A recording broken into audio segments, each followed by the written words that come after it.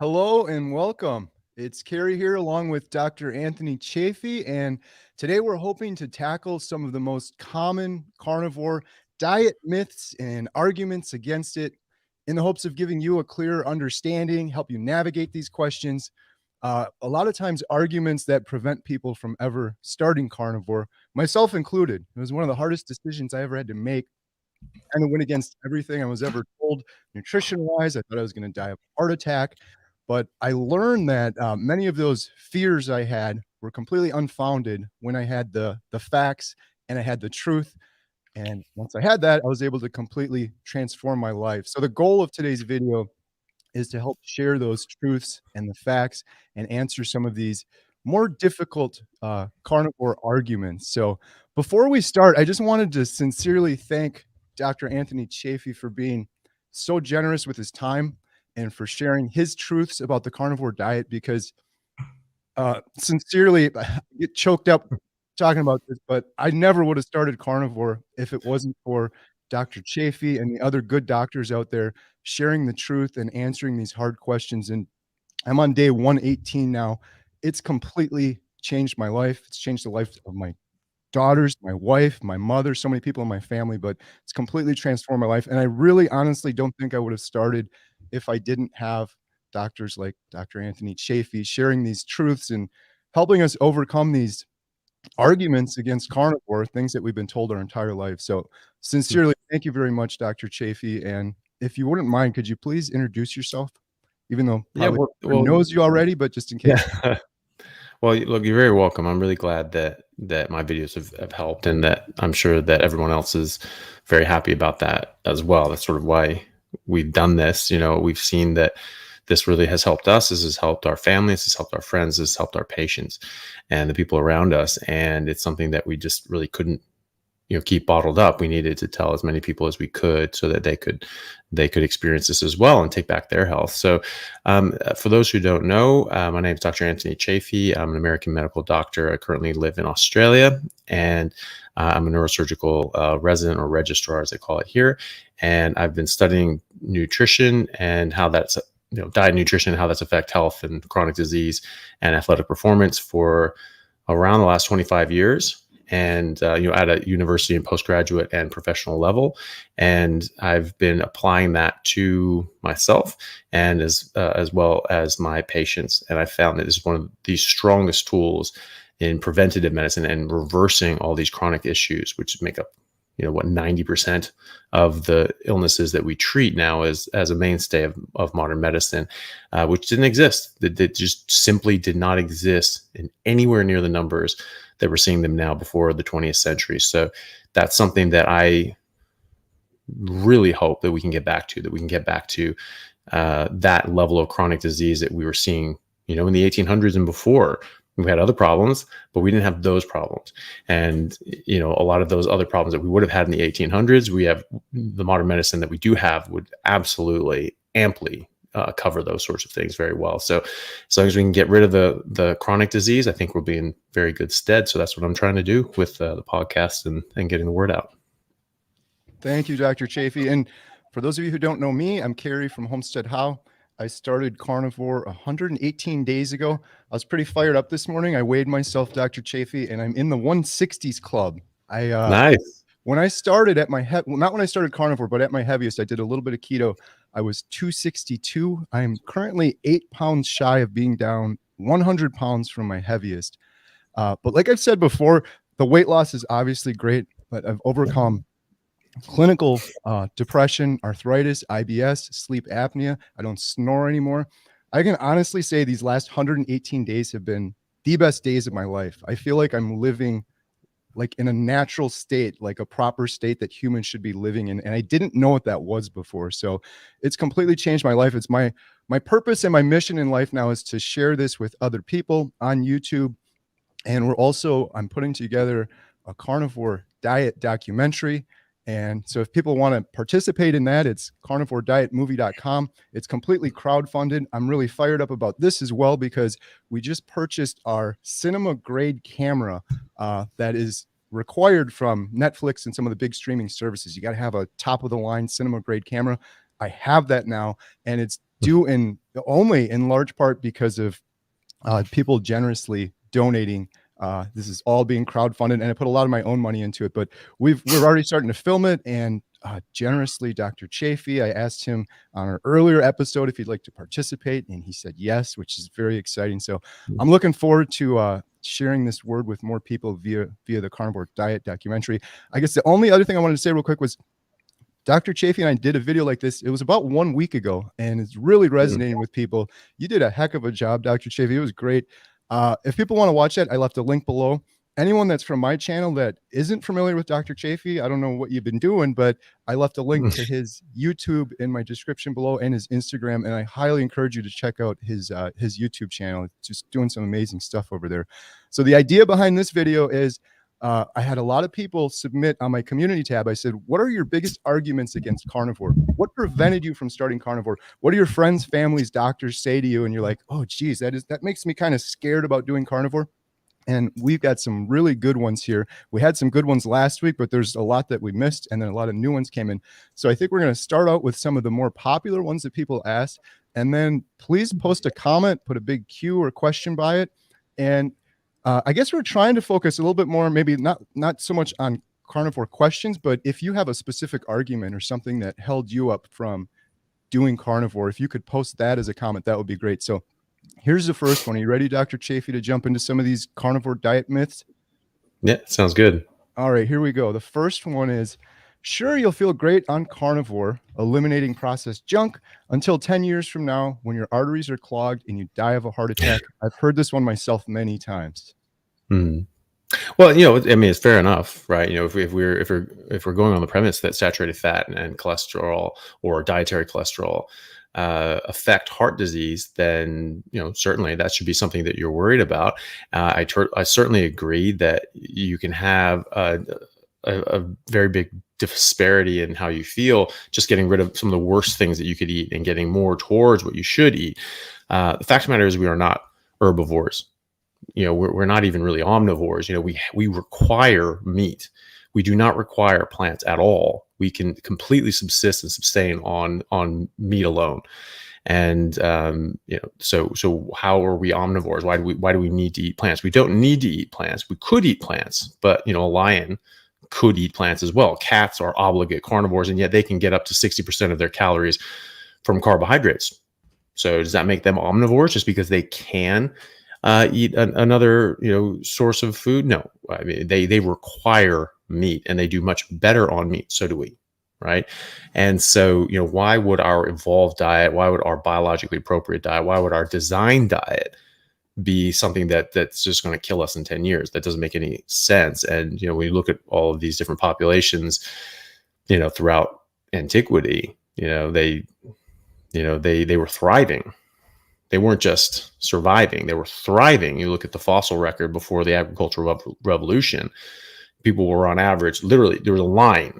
Archaeologists can tell exactly when that changed. Agricultural revolution hit, when people picked up agriculture, they shrank by 5 inches on average. Their brains shrunk by 11% on average. Their teeth became crowded and screwed up and crooked. Their jaws were too small. Their wisdom teeth didn't come in. They had, dental caries, cavities. They had bone deformities, growth abnormalities, shortened femurs, and signs of tuberculosis in their spine and other sorts of areas. And these are all signs of malnutrition and poor health, right? Immediately after we had agriculture. So immediately after we started eating more plants, because we're probably eating some plants before that, and then people said, hey, you can plant this yourself, and hey, we can just do this here, we don't need to go around looking for it. So presumably those people were already eating some plants. Once they started eating a lot more plants, health suffered immensely. And that was just, that there's no GMOs, no pesticides or weird fertilizers or chemicals or anything. You can't blame all that. It was just the plants themselves. And so that just doesn't even pass the smell test. We had people living quite a long time. Oh, well, people only live to be 30 years old. That's not true.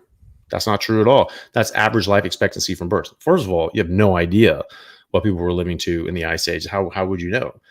I mean, like you have fossil records and things like that. It's like, oh, well, they weren't all decrepit and broken and osteoporosis and having a bunch of arthritis. That means they didn't grow to old age. No, they just didn't get osteoporosis and arthritis.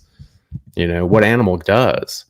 What lion gets osteoporosis? What has their teeth fall out? What elephant gets gets tooth decay and has all sorts of serious medical problems and has to go into an old folks home?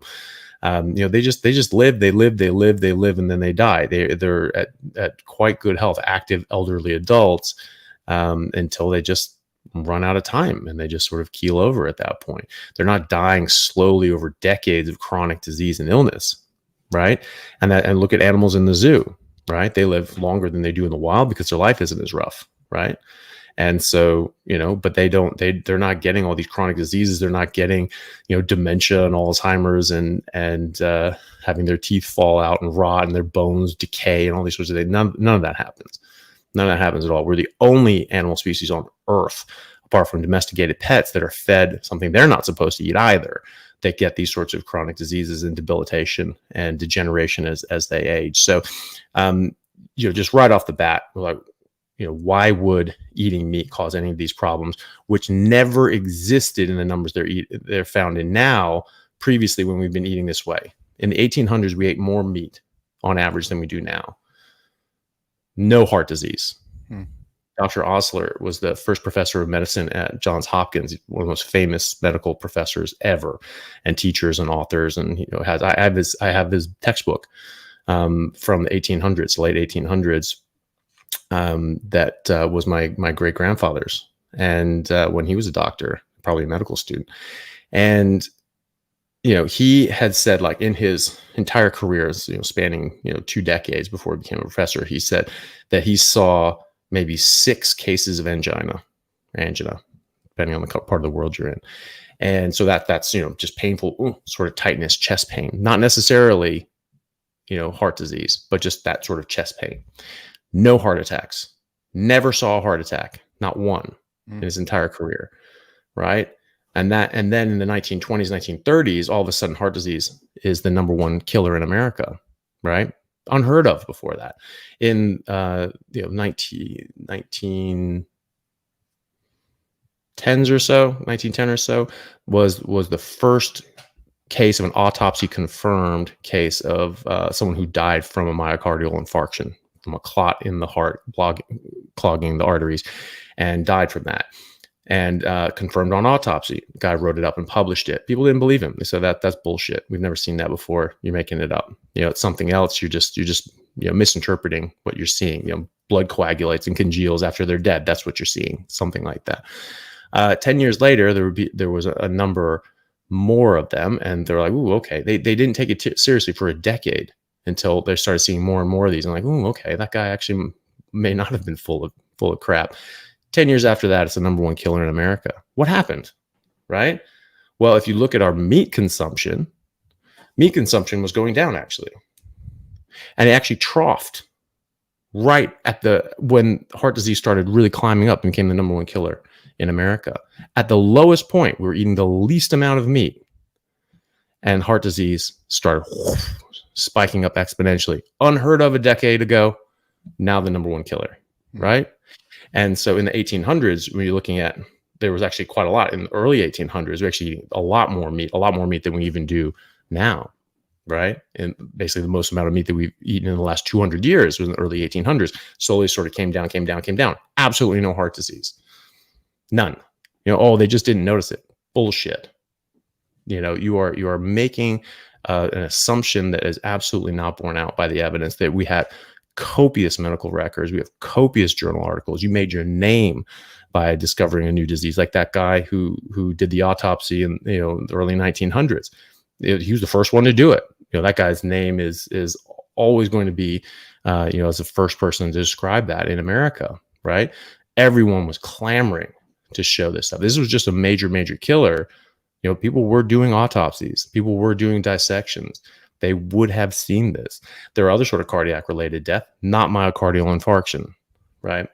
And so the idea that heart disease is caused by cholesterol and saturated fat. I mean, honestly, you don't even need to go in, get even to that point with realizing like this is completely bullshit. How can an ancient diet cause a new disease? This is a new disease. We've always been eating that way.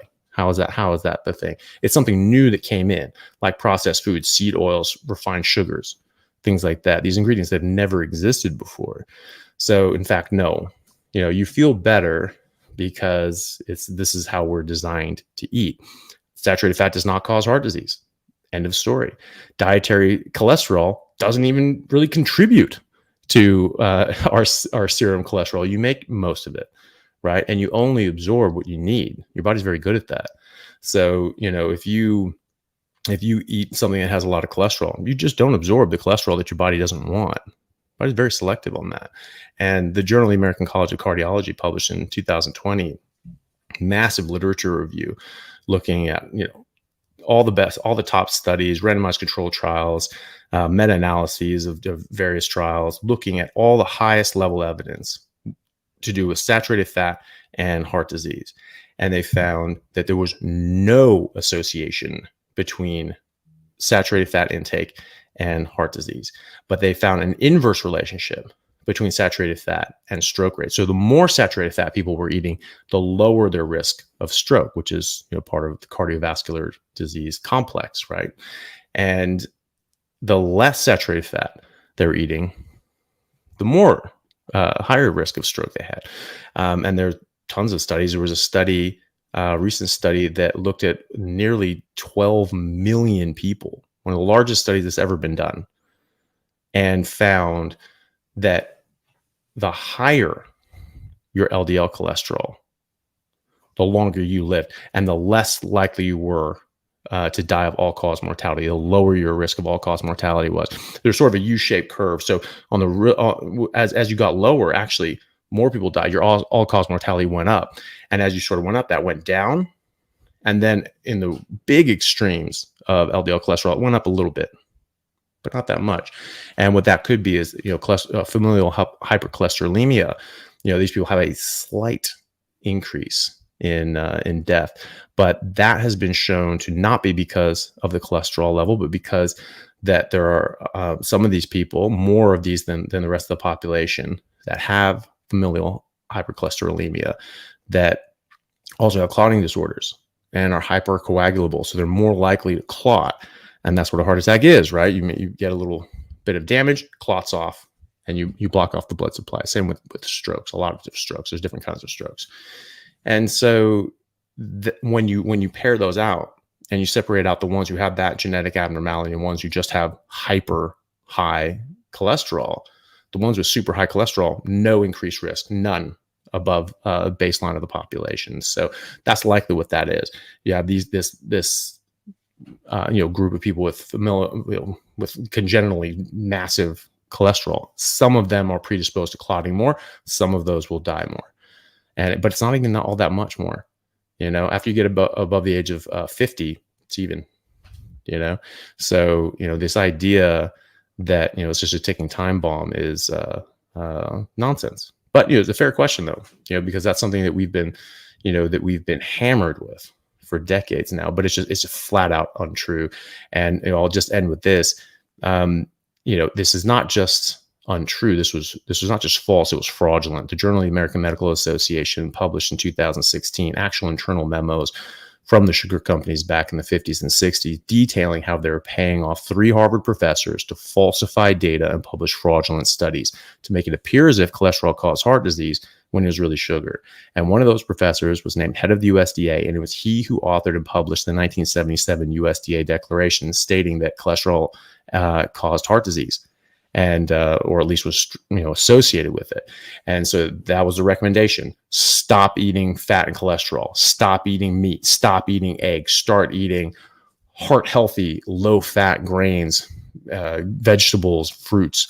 And what are we going to do? This is a large portion of our dietary calories or caloric intake was from fat, from animal fats. And so they said, okay, well, just replace that with sugar then. It's fine. Sugar and seed oils. So sugar and seed oils went up dramatically. The amount of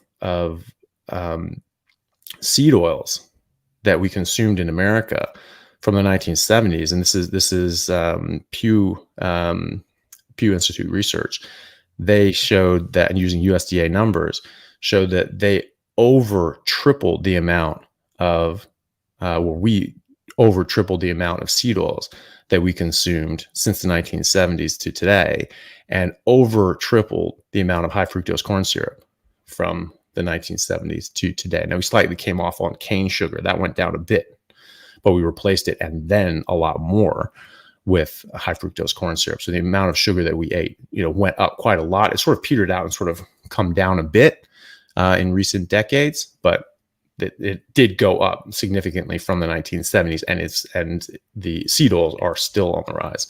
So, excuse me. So that is much more likely to be what's indicated here. Something that we are eating more of and have never eaten before, have never been anywhere. It has just not been in nature, didn't exist before that. That this is a new construct. These seed oils are manufactured. They're brand new. Some of these didn't exist before the 50s. Some of them are even more recent than that. And so, why would something that we've always been eating and have been eating more of previously not caused the disease that we're seeing now, if that were the cause? Right. Wow. Yeah, I think we talked about this in the last episode, but it's like, if you want to sell an incredible amount of sugar, it's really easy. Just demonize meat. So a lot of the things I've heard over the years, I never really thought about that before. One other thing, Dr. Chaffee, you mentioned just now, and you mentioned a little bit before, and it really resonated with people, was sort of the natural state of animals. I had a bunch of family over yesterday, and one particular person, he has like this skin condition. His skin was like falling off his arm, overweight, fatigued. I really felt for him because he had a lot of issues that I had before. And so I used your sort of analogy, and I was like, we have a lot of deer by our property. I'm like, imagine if you saw a family of deer over there, and their fur was coming off their arms, and they had big bags under their eyes, and their belly was touching the ground, and they had big flaps under their legs. You would drive by and you saw a whole family of deer like that. You would be like, oh my goodness, what's wrong with them? They're sick. They're so sick. It's sad. Like we should do something about that. But then you go to the grocery store, it's like every human looks like that, and it just becomes our new normal. Like, oh, that's just for taking. But that's not the natural state of an animal. It's not the natural state of what a human should feel like.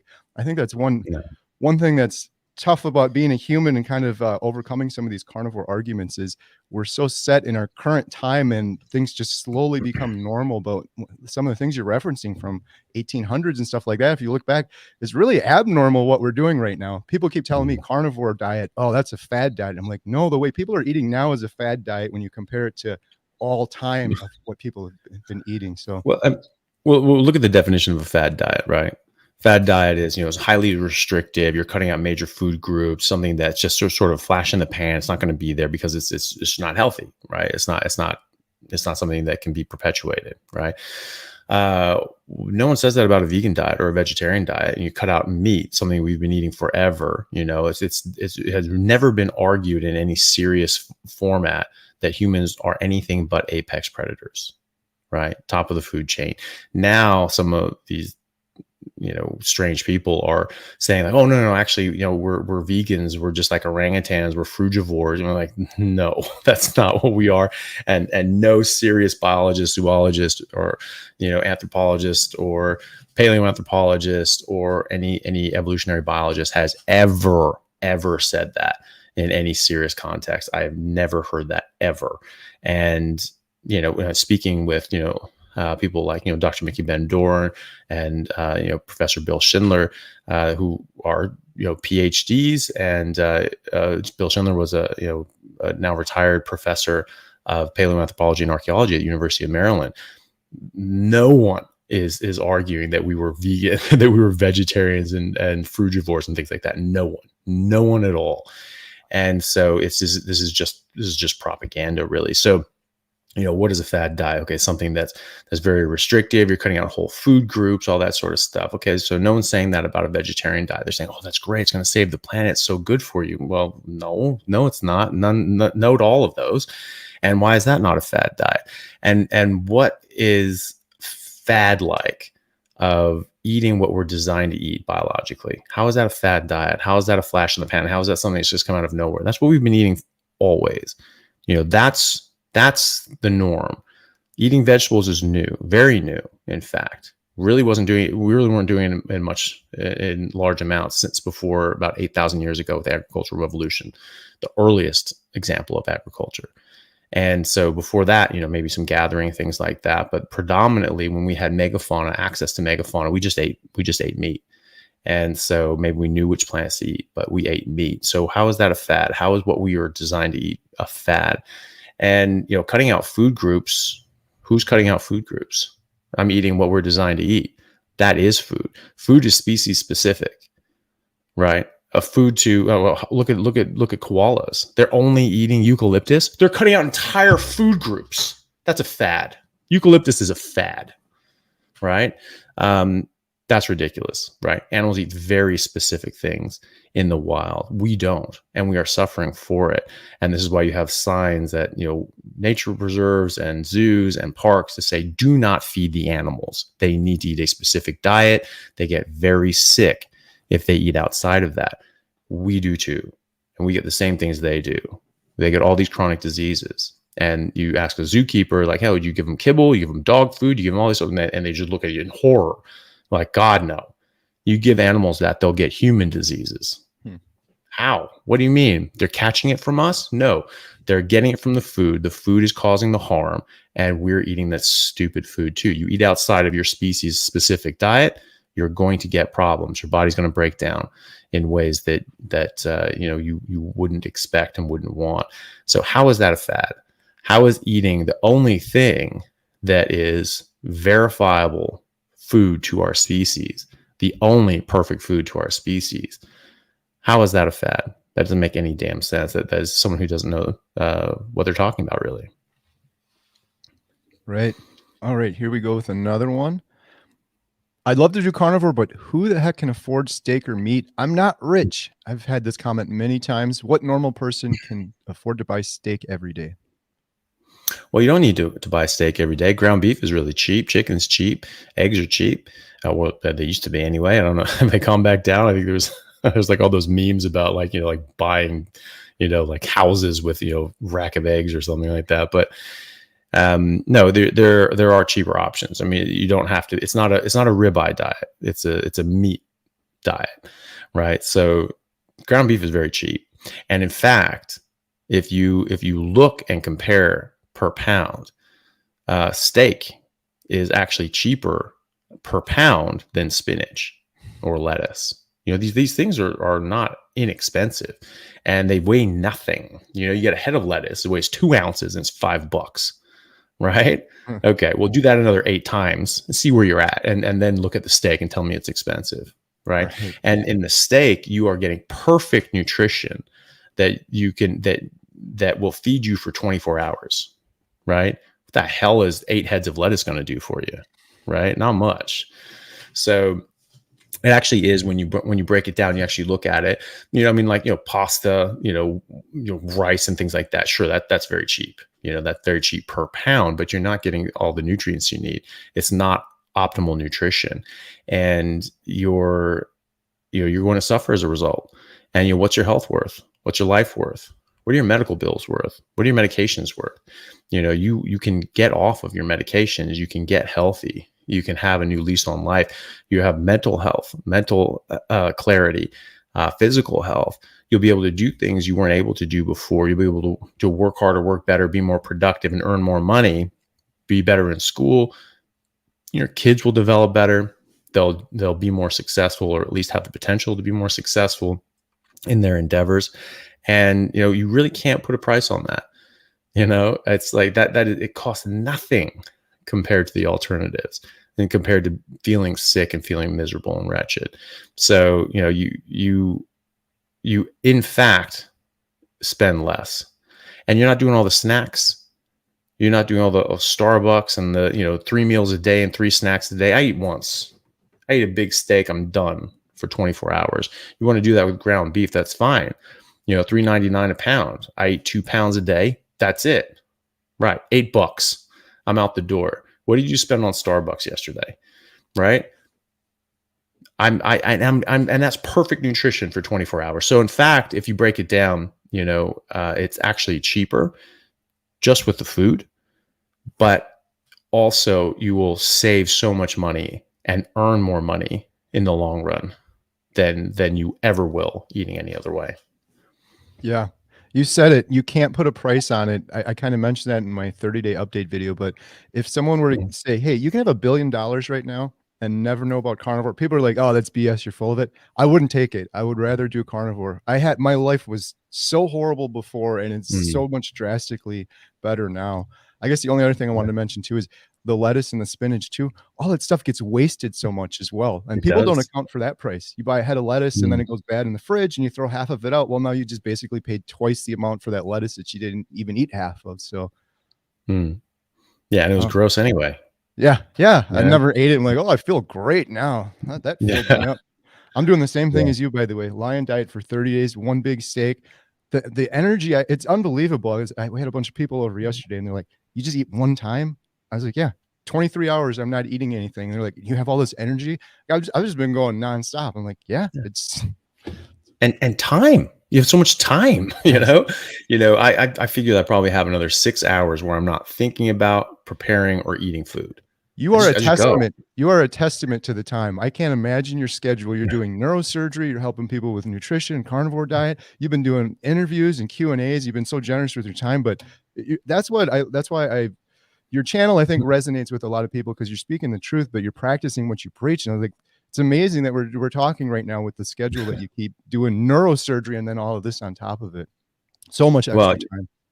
well, I would not be able to do this if I wasn't doing carnivore. Neurosurgery is, I'm um, extraordinarily busy with that.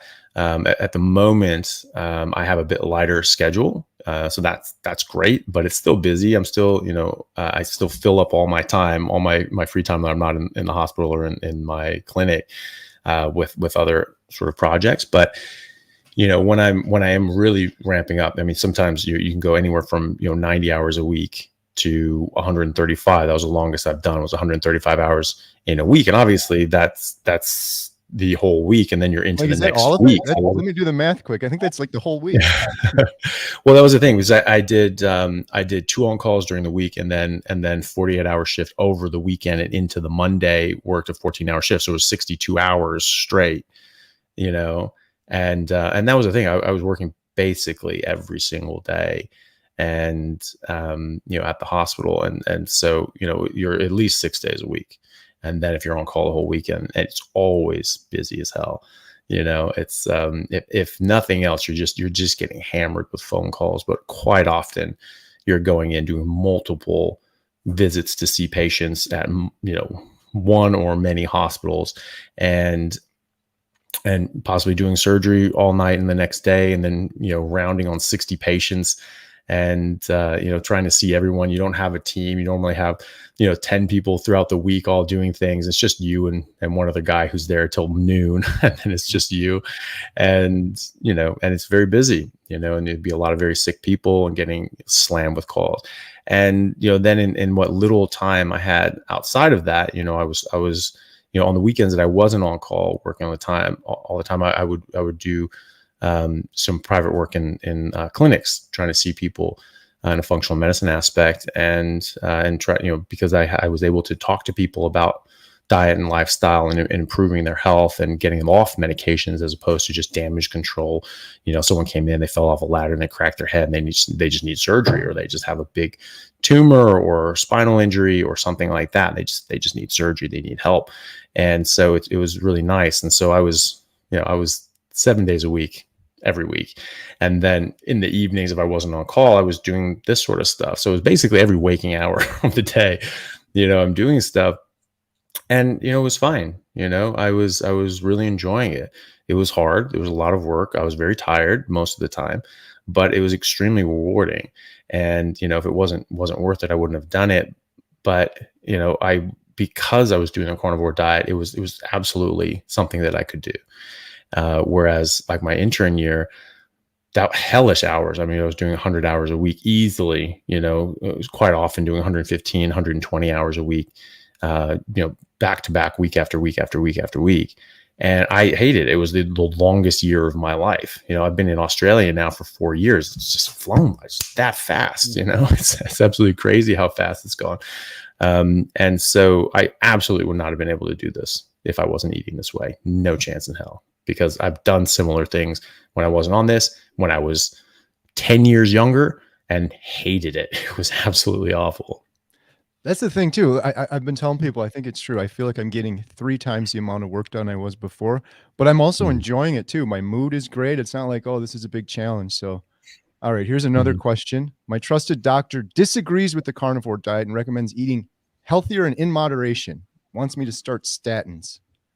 Yeah. Well, look, I mean, there's no,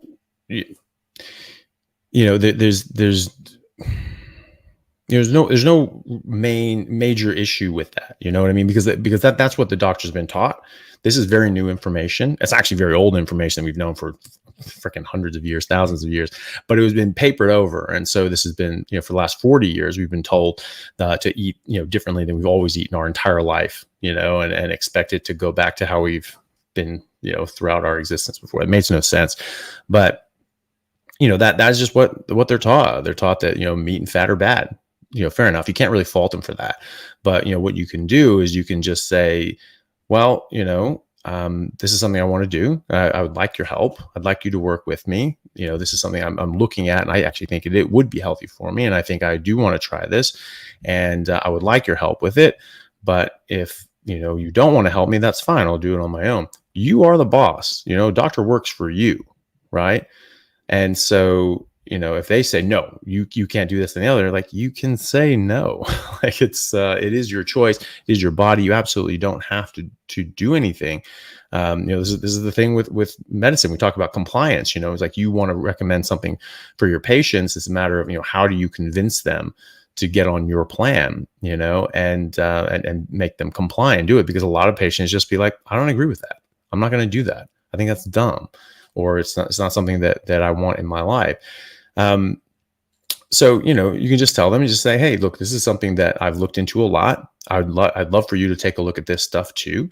And this is something that's helping a lot of people around the world. This is probably something that could really help you and certainly help your patients. And, maybe you should check it out. And, if you know a lot about it, you can try talking to them about it and just telling them about it. But at the end of the day, you can just say, hey, look, this is what I'm doing, and I want to do this. I'd like your help. But if you don't want to help me, then don't help me. It's not a big deal. Or you don't even have to bring it up. I mean, how many times does your doctor ask you what your diet is? Never, And so it just may not even ever come up, right? You just go about, you're doing, how's everything going? How's this going? Oh yeah, everything's fine. Oh, okay. All right. Well, your blood pressure's a little up. Let's put you on this. Let's raise that. Let's do that. All right. See ya. That's what happens. They only know that you're on a carnivore diet if you tell them. Maybe if your cholesterol goes up, like, oh Jesus, what are you eating? Just, no, same thing. I don't know. So it's they only know they only know what you tell them. And also, this is your choice. I think it's very important to work with doctors and your doctor. But if they're not on board, that's okay. They don't have to be on board. Doctors have plenty of patients who smoke and drink, right? That's not good for them. Doctors know it's not good for them. They don't say, hey, I'm going to fire you as a patient if you don't stop smoking and drinking. They'd lose half their patients, right? And so, it's you don't have to fall in line with their recommendations if you don't agree with their recommendations. Eating healthier, well, you can just counter with that and be like, well, actually, from what I can see, this is the healthiest way to eat. This is what our biologically appropriate diet is. Eat in moderation. What the hell does that mean? Eat what in moderation? Arsenic? Like, I mean, that doesn't make any sense. Eat what in moderation? Well, eat everything in moderation. Cat food? I mean, what the hell are you talking about? What in moderation?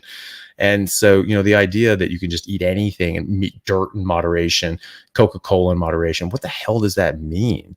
There's a fight right now between the WHO and the FDA because the WHO defined aspartame as a carcinogen, and the FDA, which is over 70% funded by pharmaceutical companies, which are heavily invested in the food companies, say no, you have to take that back. We don't agree with you.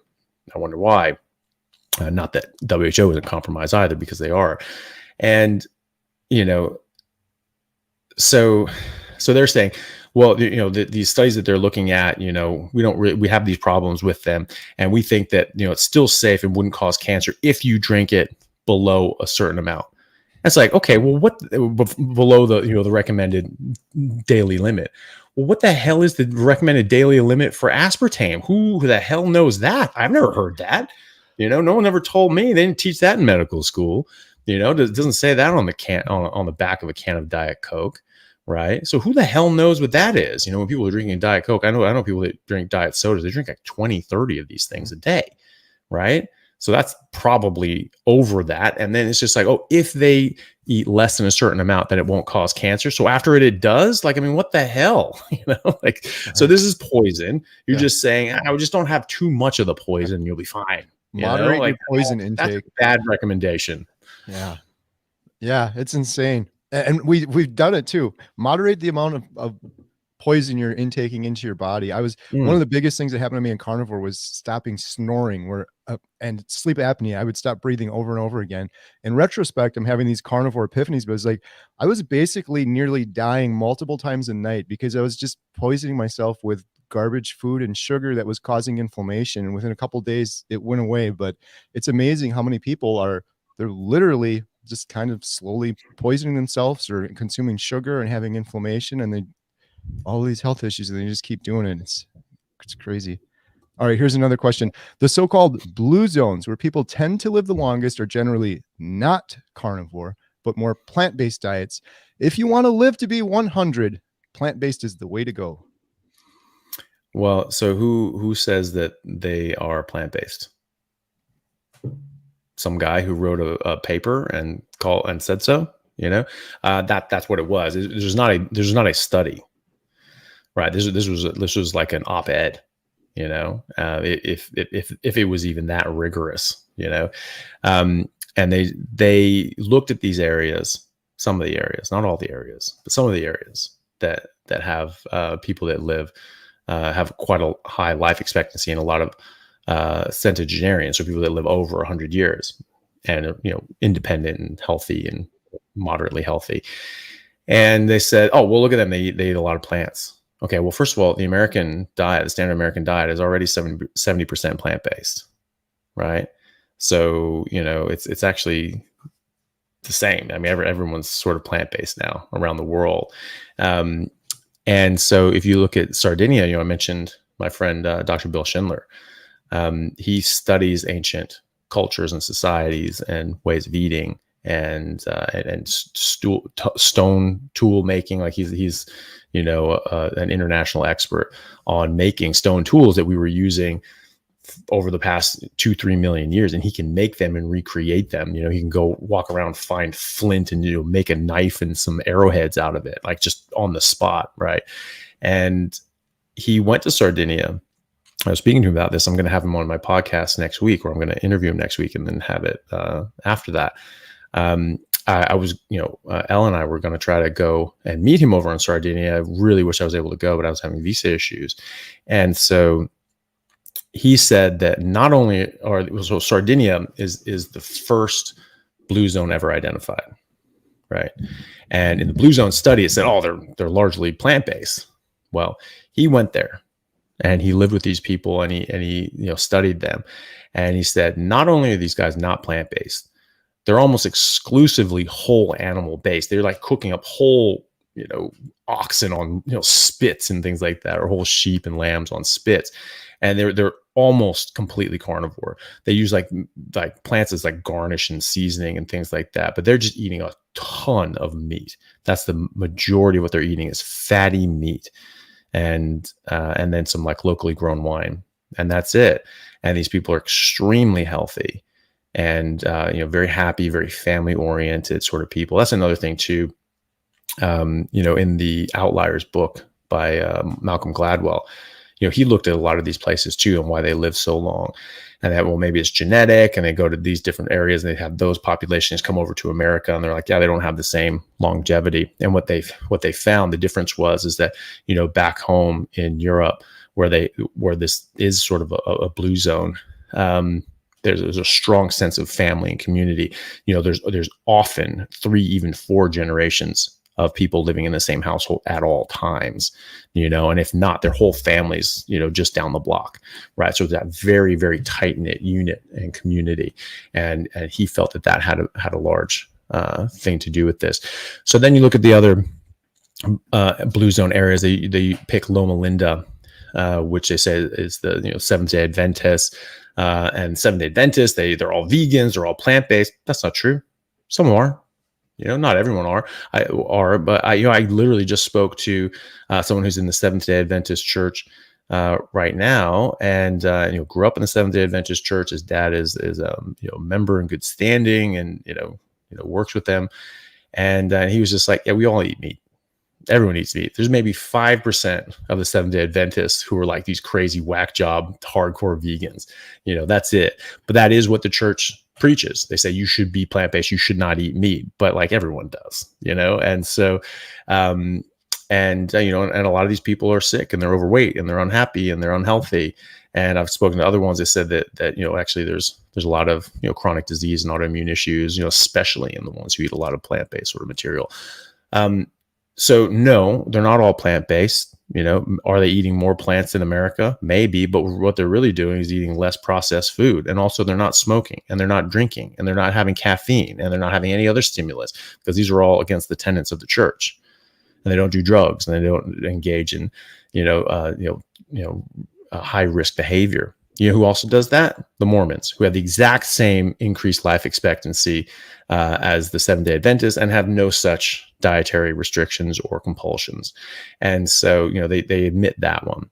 Okinawa, they eat a lot of pig, they eat a lot of pork, they eat some yams too. Fine. That's okay. They don't eat a bunch of processed garbage. They're not eating a bunch of high fructose corn syrup, a lot of processed sugar and seed oils, right? They're eating whole foods, and they're eating a lot of meat. So it's not because they're eating less meat. First of all, they eat more meat per capita than the rest of the Japanese population with whom they're compared to and compared against. They eat a lot of yams too. Maybe the majority of their calories come from plants, but they still eat more meat than other people. And it's whole foods. They're not eating this processed crap that did not exist 100 years ago. Right. So they're not putting things in their body that did not exist 100 years ago. So they're in the camp, post-agricultural camp, right? They're 5 inches shorter. Their brains are smaller. They're weaker. They're more likely to get sick and die young, but they're not like in the insane disease state that the majority of the world is finding themselves in now. And then, and you could just go on like this on all their examples of the blue zones. And there's so many critiques on the blue zones because there's so much to critique on the blue zones. But one thing that they don't, obviously there's a lot of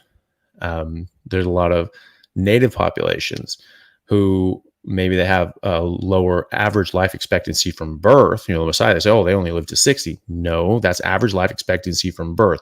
And when you're having babies out in the savannah, when lions and hyenas are running around, and the infant mortality rate is sky high, and you have to fight off lions from eating your cattle or your family with a stick, right? Your life is a little different, isn't it? And so you might die from other causes. And so it's not that they're like just getting knocked off from heart disease. They're extraordinarily healthy people. And when they die of old age, it's at extreme age. The Native Americans in the 1800s, they were routinely living well over 100 as fit, healthy, active adults living in a Stone Age fashion, right? None of the comforts of modern society and medicine, much to their benefit. And and they were eating largely just buffalo, and they were known to be, there are studies showing that they were the tallest population on Earth. Not anymore. Average height of a population denotes the average health of the population. And the Native Americans who were eating basically just a 100% carnivore diet, maybe a bit of berries and a couple things here and there, but mostly just pemmican and buffalo. And they were the tallest human beings on Earth, right? And they were also extraordinarily healthy, lived extraordinarily long lives. And so, they're not looking at those populations and look like, wow, you have a whole bunch of people living over 100 years old. That's amazing. They didn't look at those, right?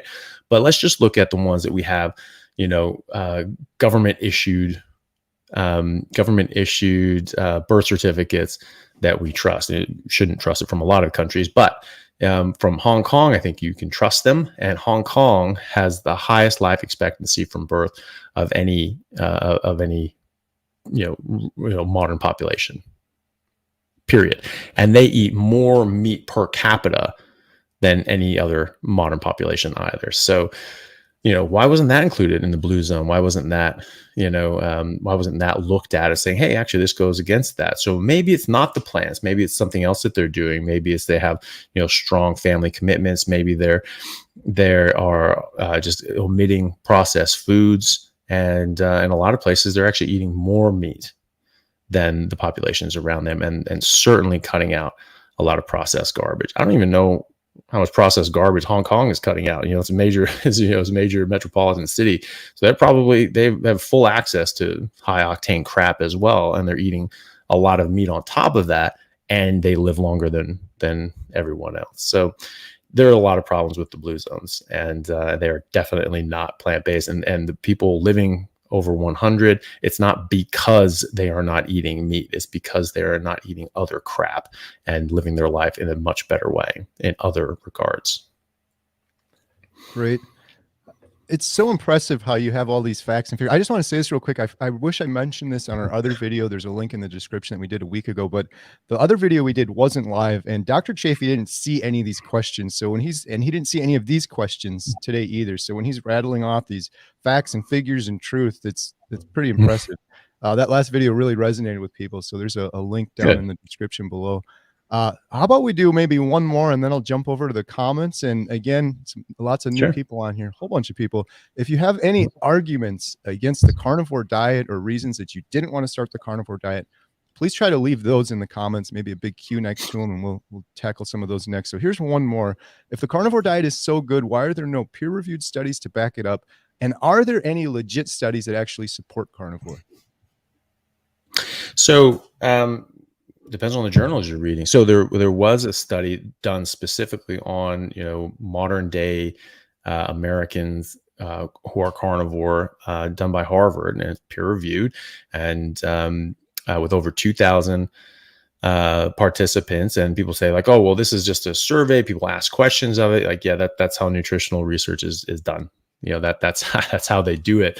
All those studies that say like, oh, more fiber is better and more, vegetables is better. This is how they did it. They asked people what they were eating and what their medical issues were. That's it. And so, this is actually more rigorous than most of those things, and it's certainly much more honest, because the authors were not thinking that they were going to get this answer. They were actually probably looking like, oh, let's show the harm this is causing, right? And you can read the shock in the authors' minds when they're writing this. They're really surprised at the massive positive results. Everyone improved, right? And something like at massive numbers, like the vast majority of people, improved or put into remission their type 2 diabetes, their autoimmune issues, corrected blood pressure, corrected blood tests in other regards as well. And the vast majority of people did that.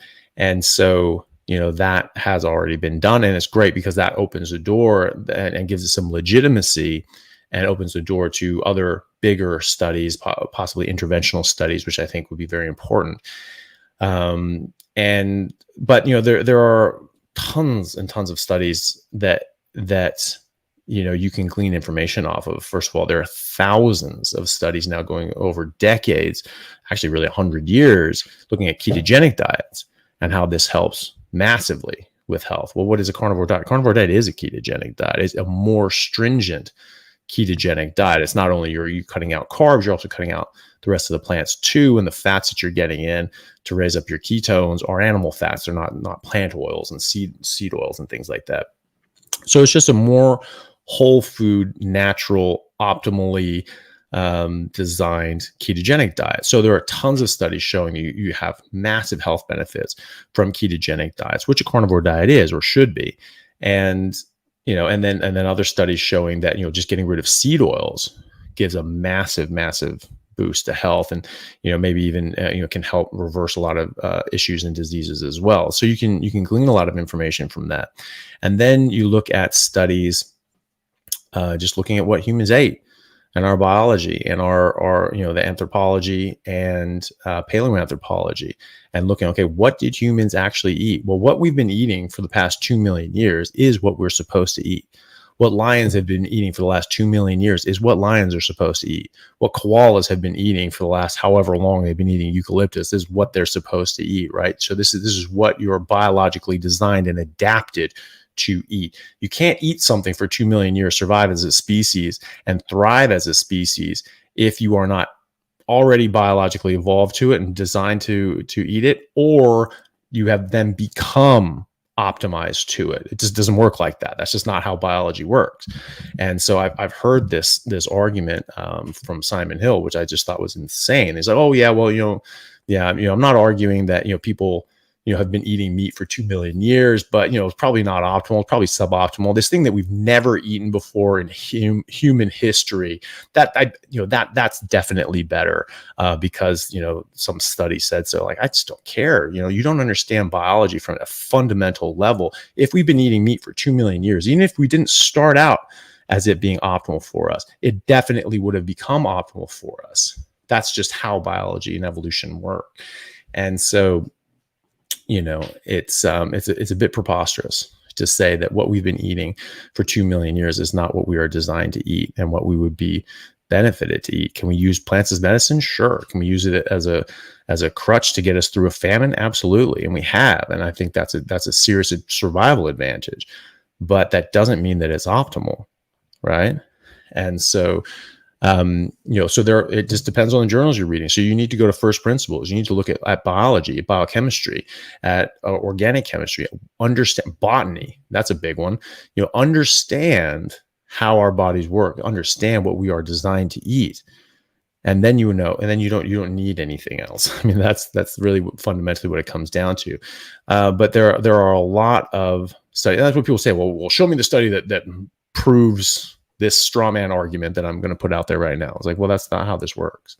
There's a lot of information, but it's all coming from different directions to then, piece together into the whole. But I think the fundamental one is, you're looking at what we've been eating for 2 million years. And, since the dawn of man, depending on when you think that is, what have we been eating this whole time? It's, for the most part, been meat, and that's what we've thrived on. During the ice ages, what plants were available to eat exactly? What were people eating when they crossed the land bridge through the Arctic Circle in the last ice age to cross from Asia into North America? What yams were available then? Where was the honey and fruit and manna from God? No, there was meat, and that's what you were eating. And you cannot just barely survive an ice age. Right. If the Simon Hill theory of like, oh, well, everyone was just dying and getting heart disease and cancer and all that. No record of that. Absolutely no evidence of that. It's pure supposition. That is a pure accusation, with baseless accusation. All these people were just dying off and things like that, getting cancer and all that sort of stuff. No, because if they were, they would be too sick to survive and thrive during an ice age. You cannot just eke out an existence. A bunch of people on life support and chemo are not making it through an ice age when you have to hunt mammoths and fight off saber-toothed cats and ice bears and things like that. That's not going to work. So if you do not thrive, you are going extinct during an ice age. And we not only thrived, we dominated. We went all over the globe and absolutely dominated every other animal species. That is how you become an apex predator. We are the apex predator of apex predators. We eat regularly all other apex predators. At least we used to before a lot of these things were put on the endangered list. So, that is that's what you really need to understand. You need to go to first principles, think about our physiology, our biology, our biochemistry, and and our evolutionary history. It's pretty straightforward. We were eating meat. We're eating plants too, sometimes. Not during the ice ages. Sorry to break it to you. And in a lot of areas, even when we did have plants available, like the Plains Indians and the Aboriginals in Australia, there are many records that are very clear that even when there's plants available, they chose to eat meat instead. And people in southern Canada, what is now southern Canada, during the colonial period, there are many accounts. I mean, I read these in high school, talking about how, like, well, look, it's covered in ice, 9 months out of the year. So granted, you can't grow crops, during that time. You have to eat meat, but surely during that 3 months you could live off the land, right? And they said, but yet they don't. They only eat meat. They only hunt. They continue to only hunt.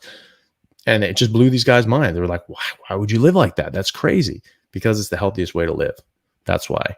And, it's the best way to do it. And so, even then, even when they had access to plants, they weren't using them unless they had to, unless they were starving or needed to use them medicinally. And those are just the facts. And the facts are the facts. Great. Man, we have almost 1,200 people here on my side. Wow. Yeah, so many great comments. We really appreciate all the comments. Dr. Chaffee, you have your YouTube channel and the podcast. I was just going to mention to people, we're getting some questions that are just sort of personal carnivore questions, and then we're getting some that are more arguments, kind of looking for more of the arguments. But if you have the questions, you're doing lots of Q&A live streams. Is that right, Dr. Chaffee? More recently, yeah, and I want to do them more regularly. So I'm like Friday morning Perth time, Thursday evening USA time. I'll be doing a regular spot, like I did this past week, and so I'm going to start doing that sort of regularly. Great. Yeah, so be sure to check out his channel. So now I'm going to jump into a few questions and arguments from the viewers. Let's see, we got quite a few here. Oh, here's one. Why do we have canines? I hear this one a lot. Our teeth show that we're supposed to eat vegetables and not meat. Oh, well, I mean, that's the thing too. And people will say, well, we have canines, and that means that we must eat meat. And people say, well, but we don't have canines like, a dog does or a lion does. Well, and then these same people think that you should feed your dogs and cats with big fangs plant-based diet, and that's best for them too. There's a lot of issues there. We have primate teeth. We are primates, right? And so we have teeth similar to other primates, and then we've just sort of changed biologically in one direction or another, right? We do not have big, large fangs like a wolf or a lion, and that's because we don't kill things with our mouths, right? So we developed tools. We developed our brains. Our brains grew exponentially when first of all, it was growing bigger and bigger as we were eating more meat, and then it exponentially grew when we became apex predators. And because we're getting extremely highly nutritious food, and we had to be smart about it. We had to use tools. We had to survive during really nasty times. We didn't have big, thick, woolly fur. We didn't have big claws and teeth that we could just tear down and just rip down a mastodon and eat it. We had to figure out how to outclass an animal that dominated us on every physical metric. We figured out how to go into the ocean and take out whales, for God's sakes. I mean, this takes a lot of strength and a lot of intelligence and a lot of tools, right? We had to figure out how to build a damn ship and all the equipment and things like that to go whaling. So this takes a lot of intelligence.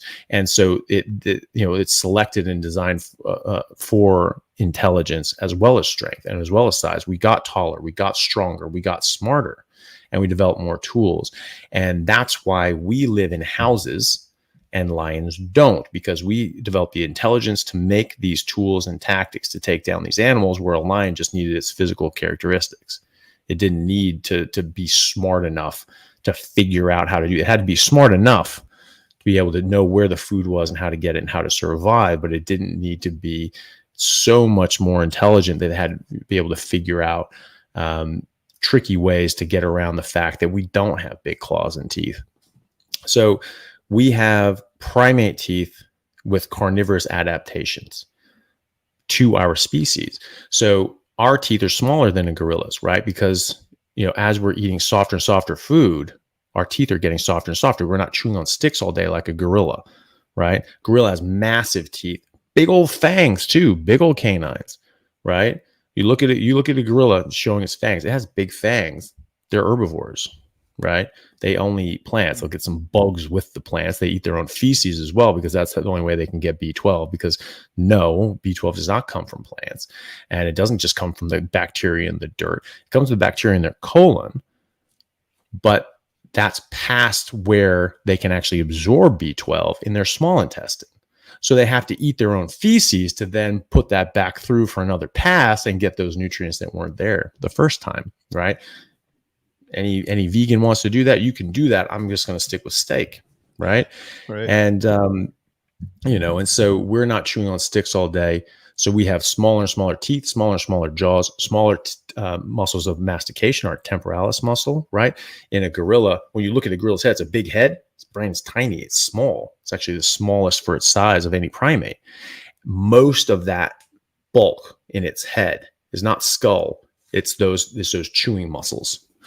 And that attaches to a ridge down the middle here. And so this big clump of muscle there.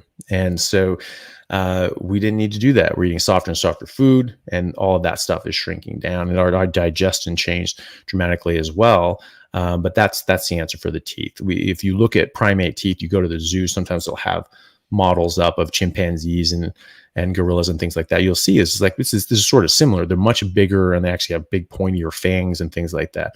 But that's what it is. We have primate teeth that have evolved in the direction that we evolved, which is eating meat.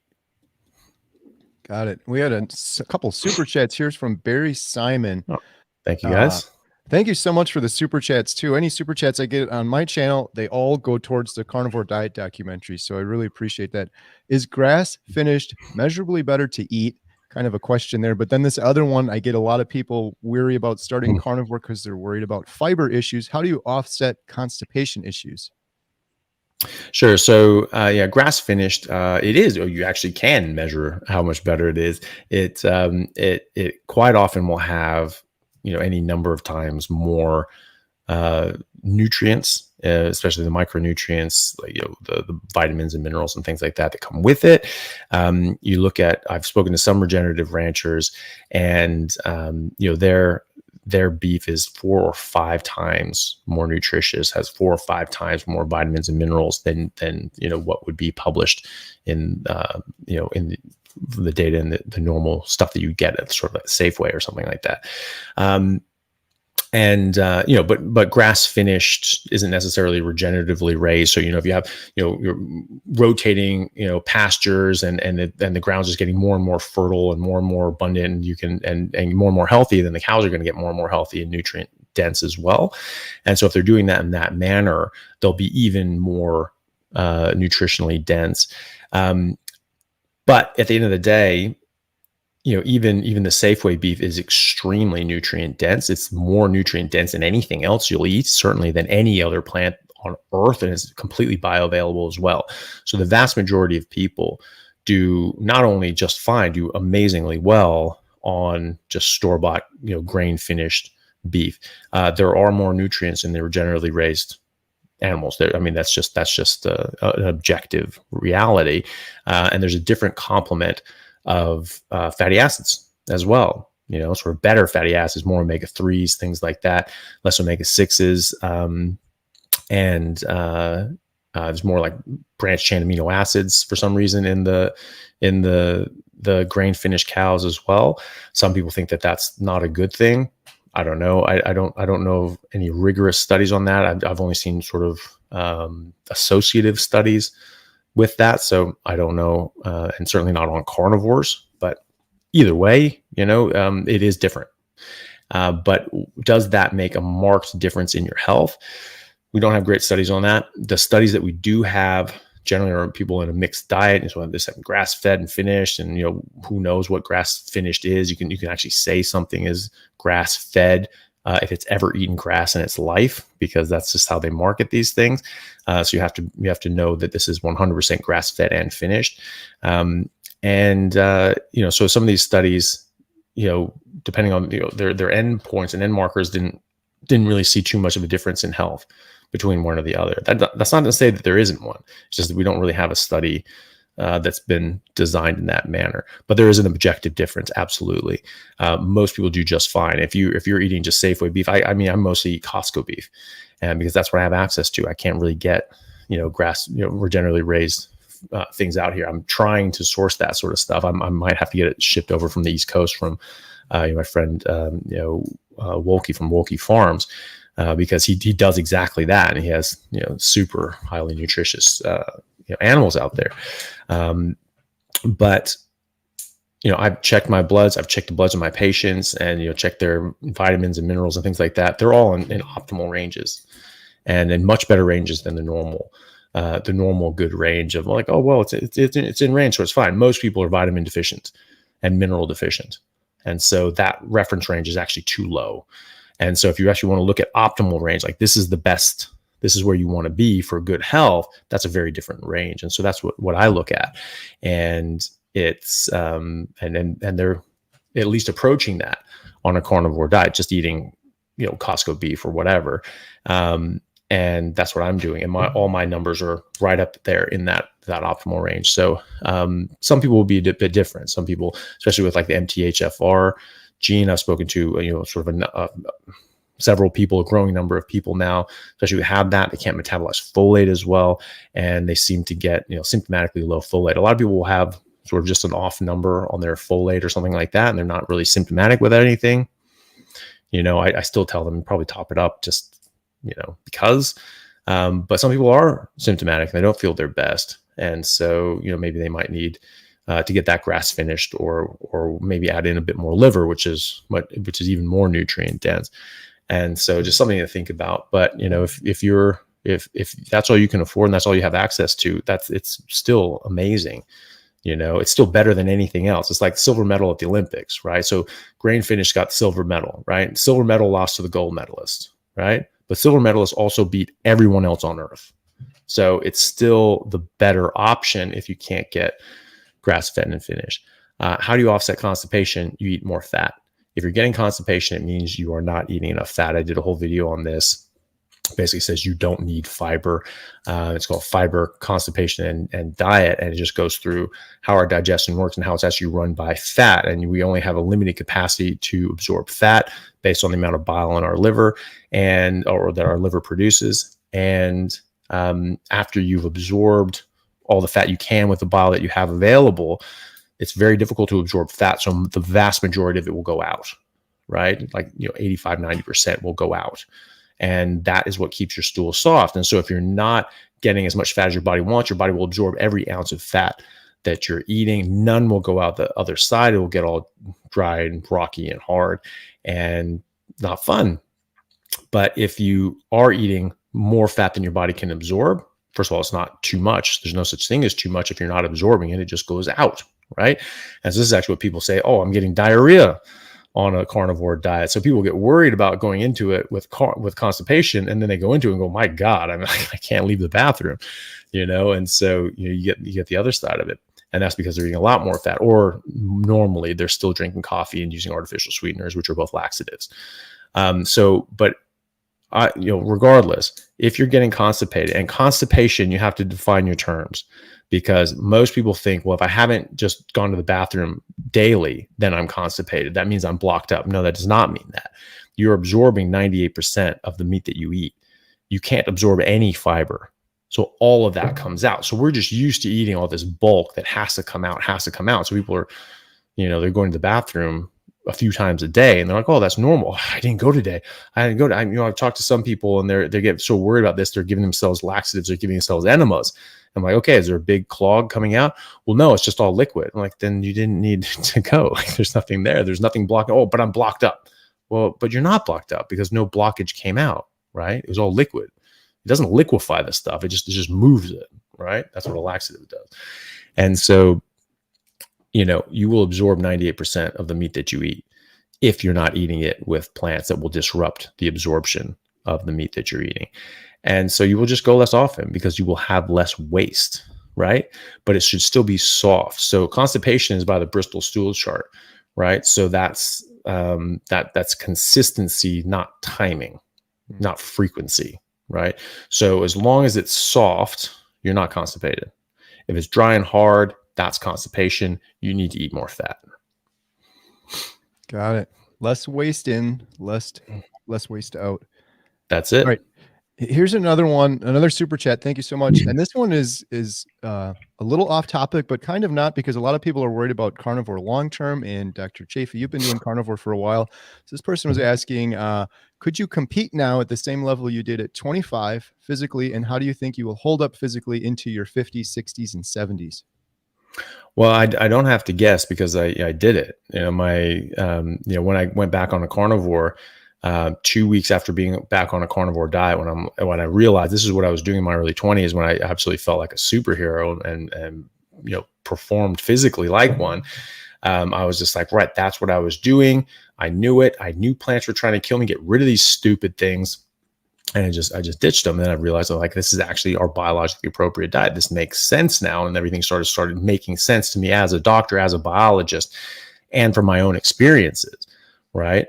And so, I always remember looking at that period, that 5-year period in my life. It's just like, I just felt like a absolute just demigod, and it was just like, I was like, what was so special about that? And I always think back about that because I was like, well, I wasn't drinking. I'd stopped drinking during the rugby season.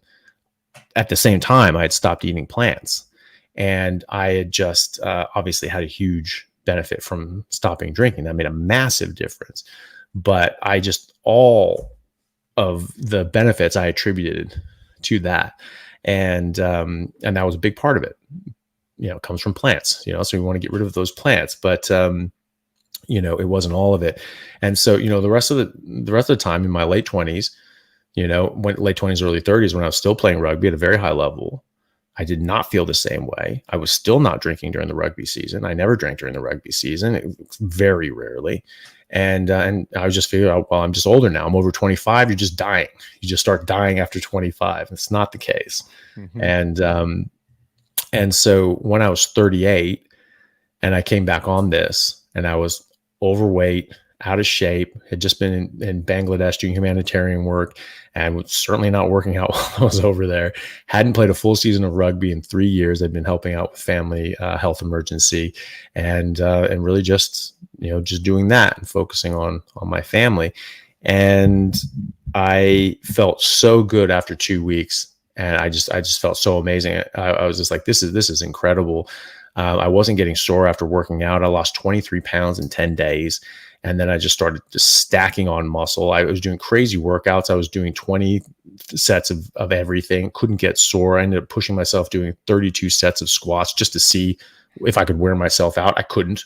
And I still wasn't sore the next day, which out of everything I say, that seems to piss people off the most. Bullshit, you get sore. I'm like, I just don't. I'm sorry.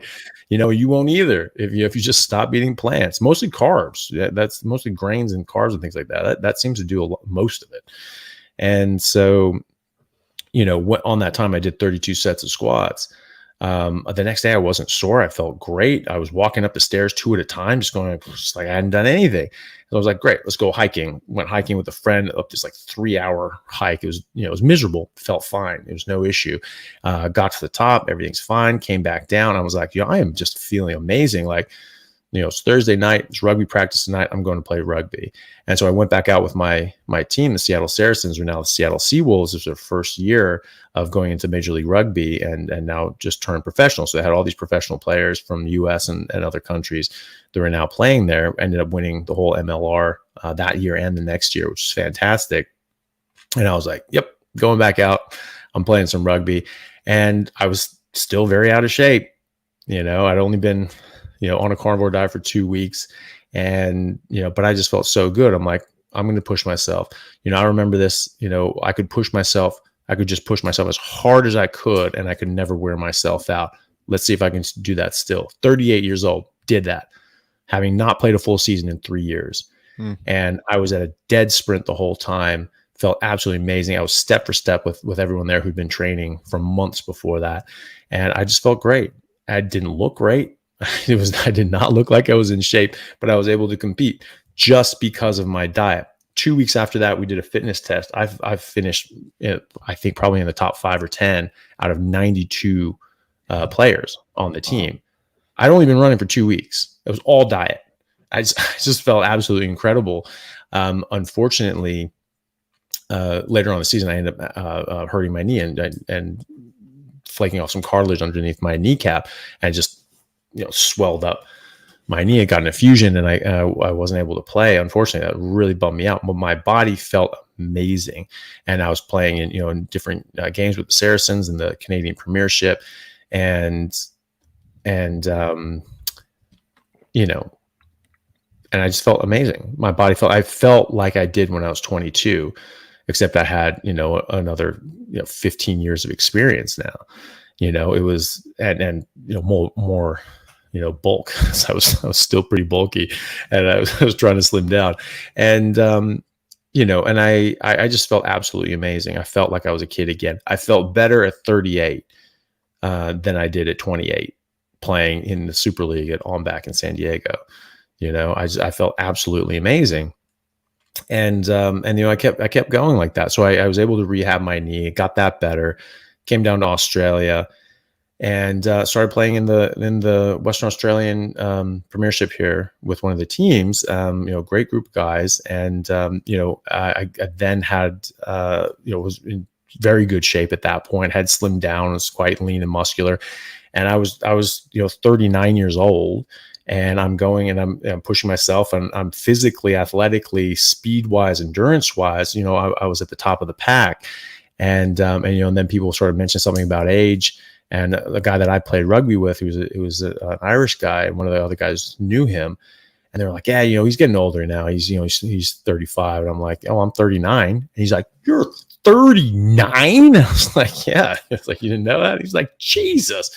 And so that sort of sent ripples around. They're like, holy crap. They're like, okay, we're really going to actually pay attention about this carnivore diet now, because you're 15, 20 years older than a lot of these guys. And you're very fit, very strong, very fast.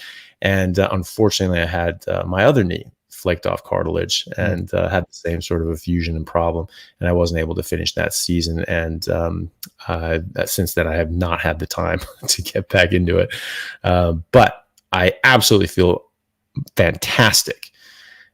Physically, I can still lift weights for hours, even though my knees hurt because I have arthritis under my kneecaps, bone-on-bone arthritis under my kneecaps. The rest of the knee is pristine. The rest of my joints throughout my body are pristine. That, unfortunately, is not pristine. But I have a lot of pain, and it just doesn't really bother me. It's much less than if I were eating other things. That pain would be much more. But like physically, athletically, if it wasn't for the fact that my knee would swell up if I, sprint or anything like that, I would be there right now, playing and hitting people. Like, I cannot tell you how good that would make me feel to just smash somebody, the rugby field, because that was like my joy in life was Right. doing that. But just today I went sprinting, doing hill sprints, stair sprints, and things like that. It's all fine. So, as long as my knee doesn't blow up, I feel fantastic. So, to answer that question, I feel fantastic. I expect in my 50s, 60s, and 70s, I'll feel exactly like this. And hopefully there's some sort of miracle cure at that point. I can regrow some cartilage. And, if it can, I'll be in my 50s smashing some heads, That'd be amazing. And it won't be in the 50s and older club either. Like, I'll be there, mixing it up with the young guys. Yeah. Everyone. Yeah. It's I got to show you this picture, Dr. Chaffee. So I did an interview with this gentleman, Alex, from the UK. And it's pertinent to this comment in the 50s, 60s, and 70s. Hopefully this will show up okay here. So you see this picture.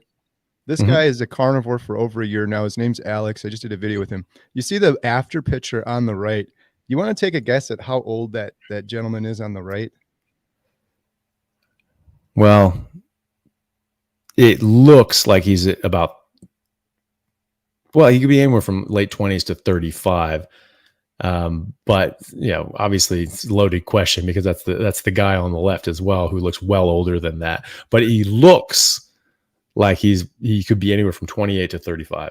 I love it. So we had our triplets 16th birthday party yesterday. We had about 50 people over. I told Alex, I'm like, dude, I hope I'm not freaking you out, but I'm showing everyone your picture. The guy on the right, that version of Alex, is 65 years old. Jesus. It's unbelievable. It's absolutely. I did a 1-hour interview with him, and just talking to him, I'm like, first I'm like, okay, this is BS. You Photoshop this photo, Yeah. and I want to see your passport identification. I talked to this guy for an hour, and he just has the most inspirational story. Defying aging. So to Mm, Bishop's deep learning question about 50s, 60s, and 70s, check out Alex. It's unbelievable. Doing carnivore for over a year, changed his entire life. So much energy. Just talking to him on the phone too.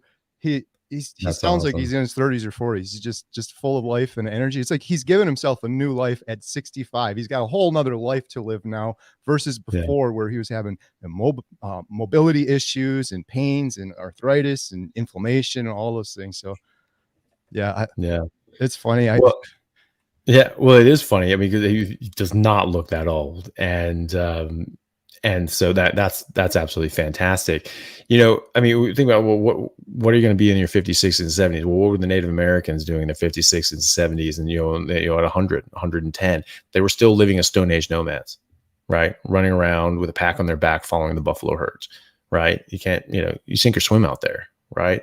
And so, people can look at the interview I did with Maggie White, who's been a rancher and a carnivore for over 65 years. So she's just through pure preference. She just never wanted to eat anything except meat growing up. And she really fought with her parents as a kid.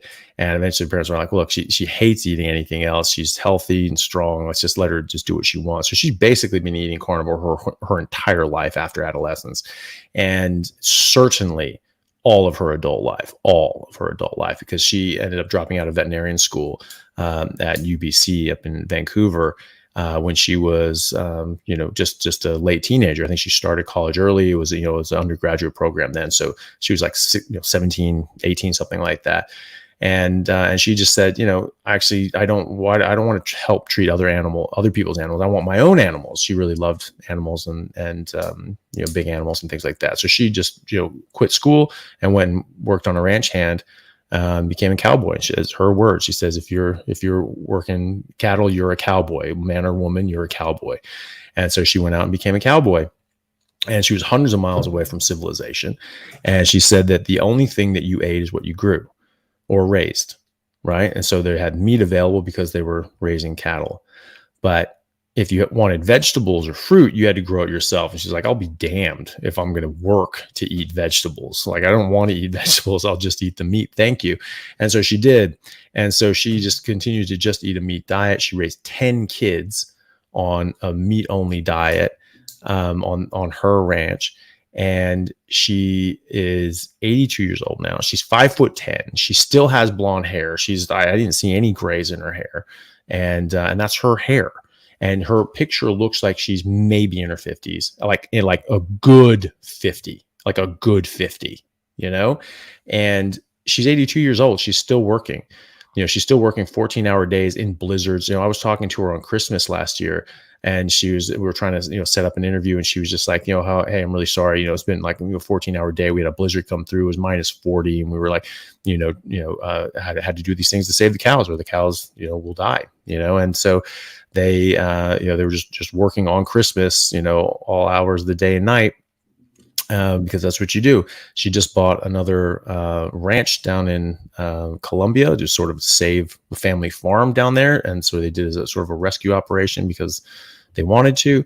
And they have plantains and bananas and coffee and things like that. She's 82 years old, and she was emailing me talking about how she's climbing up 20, 30-foot trees to cut off bunches of bananas, lower them down to the ground, and then carry them, up a hill to get to the truck so they can take it to market at 82.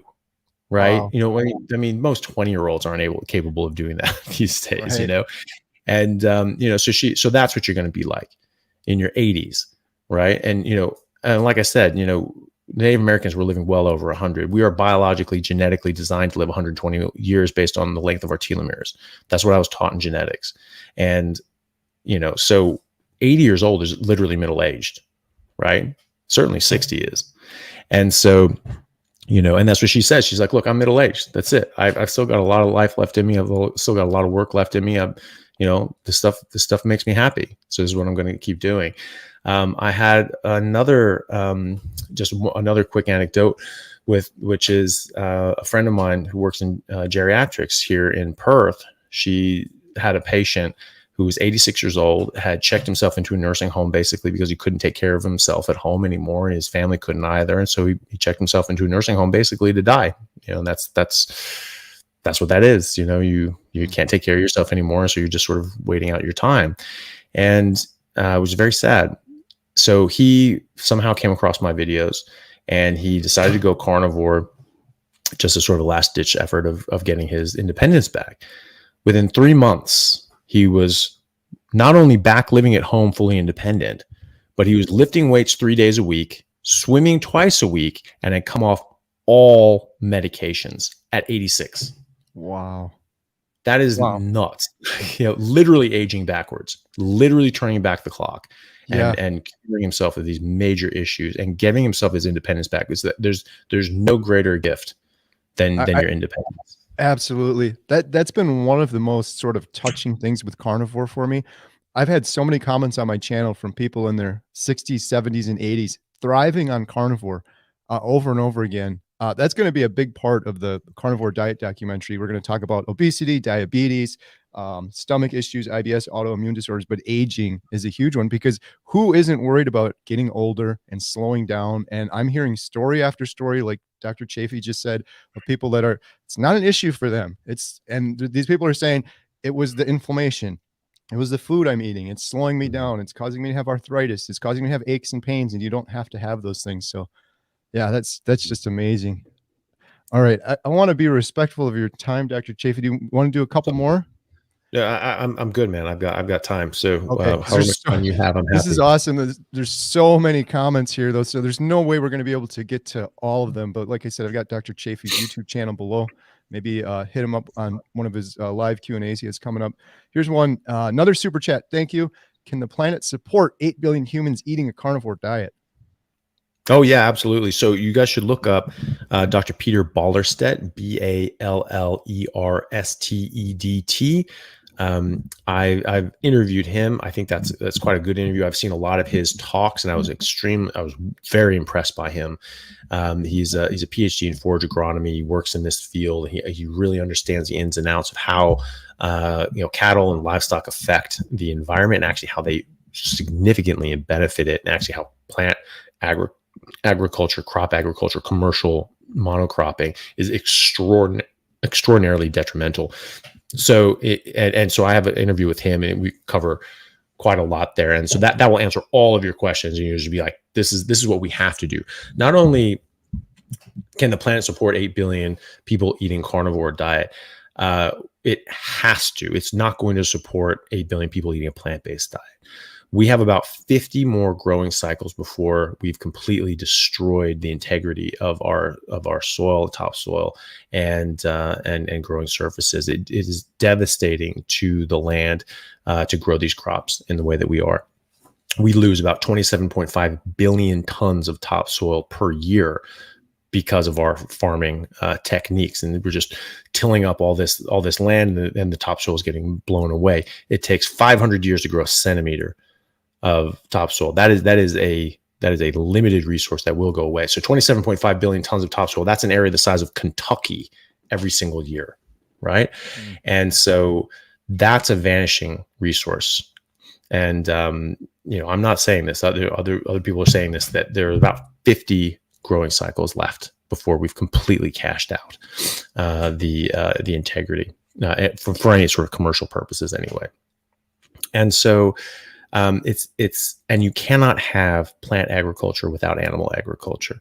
It's the animal, manure and some of the waste products of their bodies, like the bone meal and things like that, bone and blood, that go into the fertilizer, and that's what puts the nutrients back in the soil that the plants then take out of the soil. And then we eat them. But I mean, the land is getting so depleted in this that like the spinach of the 1950s had 3 times the nutrients that it has now, right?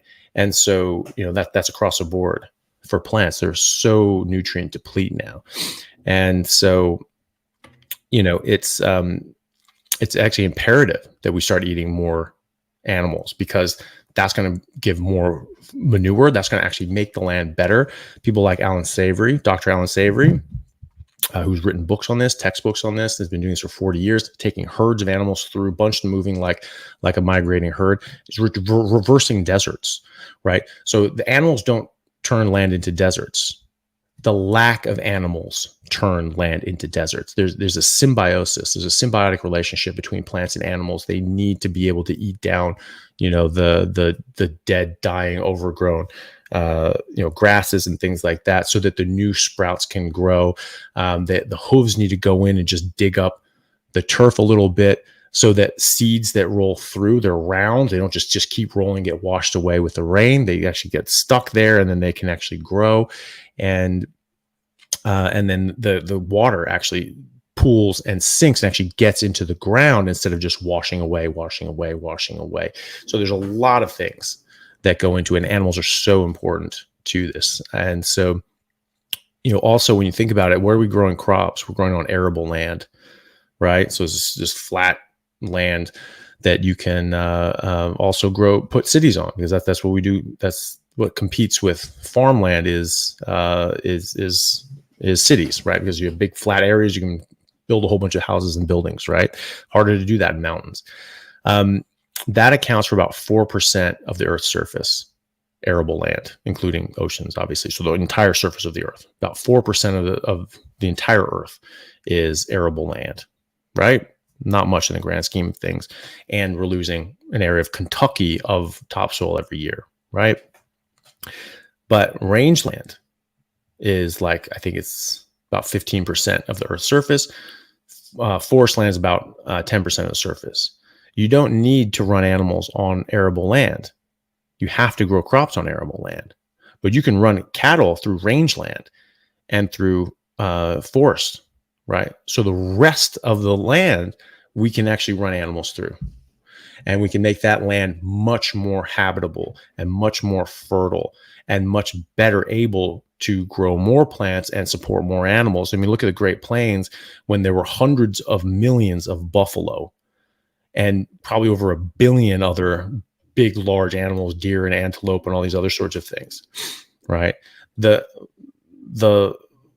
land was so fertile that, I mean, it was just one of the most fertile and verdant areas in the world. And the grasses were so tall that there were descriptions of the explorers being able to tie the grass in knots over their horse's head while on horseback. Right. They were saying it was over 9 feet tall. So it was just in the middle of India, the tall grass where tigers are hiding and things like that, or you're walking through with an elephant or something like that. They were going through that with horses, and they weren't able to even see above the grass. They were like, that's crazy. And so the more animals there were, actually, the more fertile the land got, and the more plant life it could support. So in fact, we have to eat more. We have to raise more animals, because the earth will die out without more animals. And so if we don't do that, we will be in serious, serious trouble. Got it. All right, here's one. Do you think this diet is optimal for all humans? Is there a chance certain people are more adapted to eating plants the same way people can't digest dairy? Yeah, so there are people that are more adapted to eating plants than other people. People of European descent and other areas that have had access to, or their ancestors had access to, agriculture for longer. They're going to have different adaptations to defend themselves a bit better against these different defense chemicals that we find in plants, and the different disruptions to our metabolism and our biochemistry that we get from eating this sort of junk. But that's in comparison to people like the Native Australians, the Native Americans, who are 4 times as likely, when eating a Western diet, they're 4 times as likely to get obesity, heart disease, diabetes, cancer, and all the rest of the chronic diseases, right? But only when eating a Western diet, right? And so you have to ask, that sort of begs the question, well, what's a non-Western diet? What are they eating that we're not, and vice versa? Well, what they were eating traditionally was just a high-fat, meat-based diet, very little plants if they didn't have to. use them medicinally or for starvation purposes. And that has changed. And so they're not as adapted to that. So they're much more damaged by them. And they don't get as much nutrients out of them. They're not as bioavailable to them. So, but what does that mean? Does that change what's optimal for them and us? No, that just means that the suboptimal things are less bad for us than it is for them, right? And so, but that doesn't change what's optimal, right? So, if Kerry was, didn't get damaged as much by like lead pipes or something like that, as I did, that doesn't mean that lead is good for Kerry. It means that it's less bad for him, right? But it's not like leaded pipes are optimal for you for some reason. It's just because you get affected less than I do. So optimal is a very different thing, and you will never find two examples of you'll never find an example in nature of two members of the same species who have different optimal diets. It doesn't exist. Koalas eat what koalas eat. Lions eat what lions eat. Pandas eat what pandas eat. Blue whales eat what blue whales eat, and so on. Like that is just across the board. Why would we be the only exception to that rule? Now there are people that again can do better comparatively on plants, but that does not mean that those plants are optimal. It just means that they're less bad. Got it. Good stuff. All right, maybe one more question. Yeah, wow, we're going an hour and 40 minutes. This has been great. Here's one more. Why do some people get low testosterone on carnivore diet while others like yourself have optimal, even when they're trying to just eat fatty meat? Sorry, let me just read that. Why do some people get low testosterone on carnivore diet while others like yourself have optimal, even when they try? That's a good question. I mean, that's something that some people have said. I think Dr. Saladino thought that his testosterone may have gotten a bit wonky. Dr. Baker published his lab results, and his testosterone was fine. Maybe it was just sort of a bit on the lower end, but it certainly wasn't low. Look at the guy. The guy's not low testosterone. The guy's a beast. And one of the things that he pointed out was that when you're eating a lot of carnitine and other sorts of things, you actually increase your testosterone receptors. And so you don't need as much testosterone to get the same or greater effect. And so that could very well be what's going on there, is that, just like, and people pointed this out for, thyroid hormone as well. Professor Finney, who's been studying ketogenic diets and how this affects our health for decades, he talks about this and how, people's, thyroid levels, may go down a bit, but they are completely asymptomatic. They're actually, better, if anything. And, it goes into why, you actually don't need as much because your body's working more efficiently and effectively. So that can happen as well. You can also be eating things that can disrupt your system as well. There are people that eat copious amounts of organs. I don't think you need to do that. Certainly not eat more organs than you do normal meat, because there is more normal skeletal muscle, meat, and fat than there are organs by a long, long margin. And so it's very possible that if people are eating these things in abundance and they're getting, hypervitaminosis of one thing or another, or just, too much of one thing, that can disrupt their metabolism and their hormones in one way or the other. Certainly can affect your thyroid. Hypervitaminosis A was an abundance of vitamin A in liver. So if you're just eating just a buttload of liver, you could get that. And it's very hard to clear because vitamin A is fat soluble. It takes a long time to get rid of that. And so, hypervitaminosis A is a known cause of suppressing TSH. So as you get, even if you're getting sort of borderline higher vitamin A, it starts going up a bit, that can start suppressing your thyroid stimulating hormone. So if you're suppressing your thyroid stimulating hormone, you're not going to get the signal to secrete more thyroid hormone, right? And so it's your levels are going to go down, but that doesn't mean that that's just because of a carnivore diet. I mean, you're doing something else, And so when I sort of advise people to eat this way, I tell them to be cautious about organs and eat in proportion of the animal, right? If you're hunting, you take down a deer, it only has the organs that are in that deer, and it has a lot of meat otherwise. So the majority of what you're going to be eating is the muscle meat and fat. It has one liver, it has one heart, it's got 2 kidneys, it's got a spleen, right? So it's not going to have 50% of your meal should not be organs, and it certainly shouldn't just be liver every time. You know what I mean? And so people can get those sorts of problems. I mean, I think if I remember correctly, Saladino's testosterone may have been affected. I've seen a lot of people make that statement like, oh, well, why are people's testosterone going down? First of all, I haven't seen Saladino's blood, so I don't know this for sure, but I think someone was saying that he did, but don't quote me on that. But literally, I just really never seen anybody. I've seen people say that. I've never actually seen it actually happen to anyone. And in the hundreds of patients that I've put on this over the years, I see the exact opposite. I see their testosterone going up. I see their thyroid normalizing. I see their their B12 and their folate and magnesium and zinc and all these sorts of things going up and up and up and up and up, and D3 and all these sorts of things.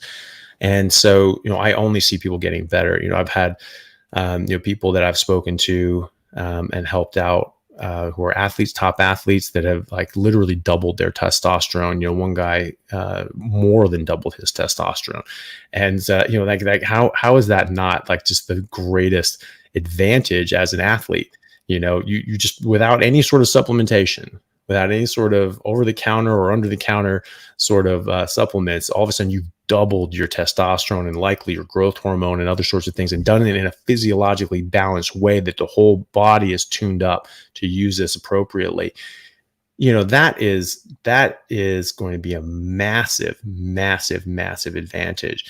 I have never seen someone's testosterone go down, and their testosterone are going up. And as Dr. Baker said, they're getting a lot of carnitine. Their testosterone receptors are going to go up as well. So they're going to get even more bang for their buck by boosting their testosterone. So, some people say that, but I have yet to see it, and I have never seen it on someone who eats mostly skeletal meat and fat with some organs every now and then, but not going outside of proportionality to the animal. I have never seen that. It's been my experience as well. Like you were saying earlier, I said this on some of my earlier carnivore update videos. I feel like I'm superhuman. My testosterone levels, I'm sure, are very high. I'm going to do an update video where I get all of my work done and share that. But definitely feel a million times better. Wow, this has been wonderful. Thank you so much. I feel bad because this just went crazy, which is great, reaching a lot of people, which is the goal. Unfortunately, there's just so many comments in there. There's no way we'd ever be able to get to all of them. But anyone that's from my channel, Homestead How, I highly encourage you, go subscribe to Dr. Anthony Chaffee's channel, check out his podcast, and hit him up on some of the Q&As if you had a more of a personal carnivore question that we weren't able to get to here today. And this has been a lot of fun. Thank you, Dr. Anthony Chaffee. Yeah, no, you're very welcome. Thanks very much for doing this with me. I think it's great. We had a great turnout. Thank you, everyone, for coming on. This is massive. I mean, it's a huge amount of people. I'm very sorry we couldn't get to everyone's questions. I do wish we could sort of do like a lightning round and just sort of do at least like the super chats or something like that. Yeah. Let's do it. Do you want to try to do that? I mean, I'll try and be brief. I know I'm not. No, I know that's why we've run out of time. It's because I take 30 minutes to answer a question. I think we're seeing the same. I don't know if let me see. Here's one. I got that. Yeah, I think this in the starred chats and in our review, that should be from both of our channels. So we'll see the same stuff. What's a good way to convince my mother who is going through chemo and radiation for breast cancer to eat keto or carnivore? Maybe some books or videos you can point me to. Professor Thomas Seyfried, Seyfried. He's a professor at Boston College and biology. He teaches cancer biology. He's published over 150 peer-reviewed studies and papers on cancer biology and keto, well over. And so he really shows exactly, the cancer biology mechanism and how the cancers feed on glucose as well as glutamine. Breast cancer, there are studies. There's one in particular looking at triple negative breast cancer, which is an extremely aggressive form of breast cancer, responds extremely well to a ketogenic diet. So so he has a book called, I believe he has a book called Cancer is a Metabolic Disease. He has talks on YouTube of the same description. He's had a lot of interviews. I've interviewed him on my channel, which, I thought that was a fantastic interview. Just because I just thought it was fantastic information that he was giving. And so you can look that up. And I have a lot of links in that description as well to his other works and things like that as well. So I would start there. I would show her that interview that on my channel with him, and if she bites on that, you might be able to get his book, or you look at other resources from there. But I think that's the best way to do it. Great. Another $10 super chat, Bishop's Deep Learning. Thank you so much. We got that one already. Infinite Epic super chat. Thank you so much. Thank you. And let's see here. Survived an aortic dissection in 2016. Have no gallbladder. Had lost 30 pounds doing carnivore last year, but now the gallbladder issue seems to be causing problems. How should I proceed? Well, it depends on what gallbladder problems you're having. I mean, you don't have a gallbladder, so they shouldn't be causing you problems. If you don't have a gallbladder, really what you have to do, you're just going to have a problem absorbing fat. Your liver will still make bile, but it just sort of drips it out constantly over the day and night. And so you have to sort of catch it, because, your gallbladder stores it and concentrates it and then spits it out in bulk to absorb a big bolus of fat that you've been sort of waiting up for. So if it's been 5 days, it's going to have 5 days worth of bile ready for you, all concentrated, ready to go, because it still needs the same amount of fat whether or not you're eating. And so that's how we get gallstones, by the way, is it just sits there. We're not eating fat. It's not from eating too much fat. It's from not eating enough fat, because that sits there and gets concentrated. What does any hyper concentrated solution do at rest? Turns into precipitate, turns into stones and crystals, right? And that's what bile sludge is. That's what gallstones are. And so if you don't have a gallbladder, then it's just going to drip out. And so you'll probably have to, if you eat a big meal of fatty meat, you'll probably have diarrhea, because a lot of that fat will come out and you won't be able to absorb it. So it will come out in that fashion. Not everyone does, though, and they generally form what's called a pseudo gallbladder, which is just sort of an outpouching of the common bile duct. It acts the same as a gallbladder. It sort of stores bile and it can squish it out. So if you can eat a big, large meal of fatty meat in one go and not get diarrhea fairly soon after that, then you probably have a pseudo gallbladder, and you can just eat normally. Again, that thing I did on fiber constipation and diet, that sort of tells you how to figure out how much fat to get based on whether you're constipated or getting diarrhea. And if you can't eat a big meal and without getting diarrhea, then you just need to split up your fatty meals throughout the day. You just need to space those out and eat the same amount, but just split it up throughout the day to try to catch that bile as it's constantly dripping out. Got it. All right. Here's another one. The part where you guys were talking about poison in moderation reminded me of a stream Dr. Chaffee did recently, where he told a story of an ancient Greek king and how he became immune to hemlock. Yeah. That was interesting. There was a guy, I can't recall his name at the moment, but it was quite ironic, and I laugh as sort of it was pretty nasty. He was so paranoid about getting poisoned, like getting his food poisoned, getting his drink poisoned, all this sorts of things. That happened. A lot of people died from that, in a position of power because someone wanted his spot. And so he would microdose with hemlock and other sorts of poisons, and just constantly do this. He did this for years and years and years and years and years, and maybe survived some assassination attempts. Who knows? But then he got invaded. They got taken over. He was sort of, on the run. They sort of caught him, and he's sort of penned up somewhere. He's just like, okay, they're going to torture me and humiliate me. I've just got to end it. And so he went to just like, Socrates himself, and drink a glass full of hemlock, and it didn't kill him. And he couldn't kill him. He couldn't give himself enough poison to kill himself. So they ended up catching him alive and doing whatever they did to him, unfortunately. But so that was it. He was able to build that up, and that's what that is. It is a poison, but you will build up a tolerance to it. Tiny little bits and amounts of it. That's how alcohol is. You get really drunk the first time you do it, or you get really high on heroin, and then every time after that, it's a little less, until the point that you're just it takes a couple bottles till you get drunk, because you're drinking a bottle every day, and then you don't drink for 6 months, and it's not the same. It's not as difficult to get drunk anymore.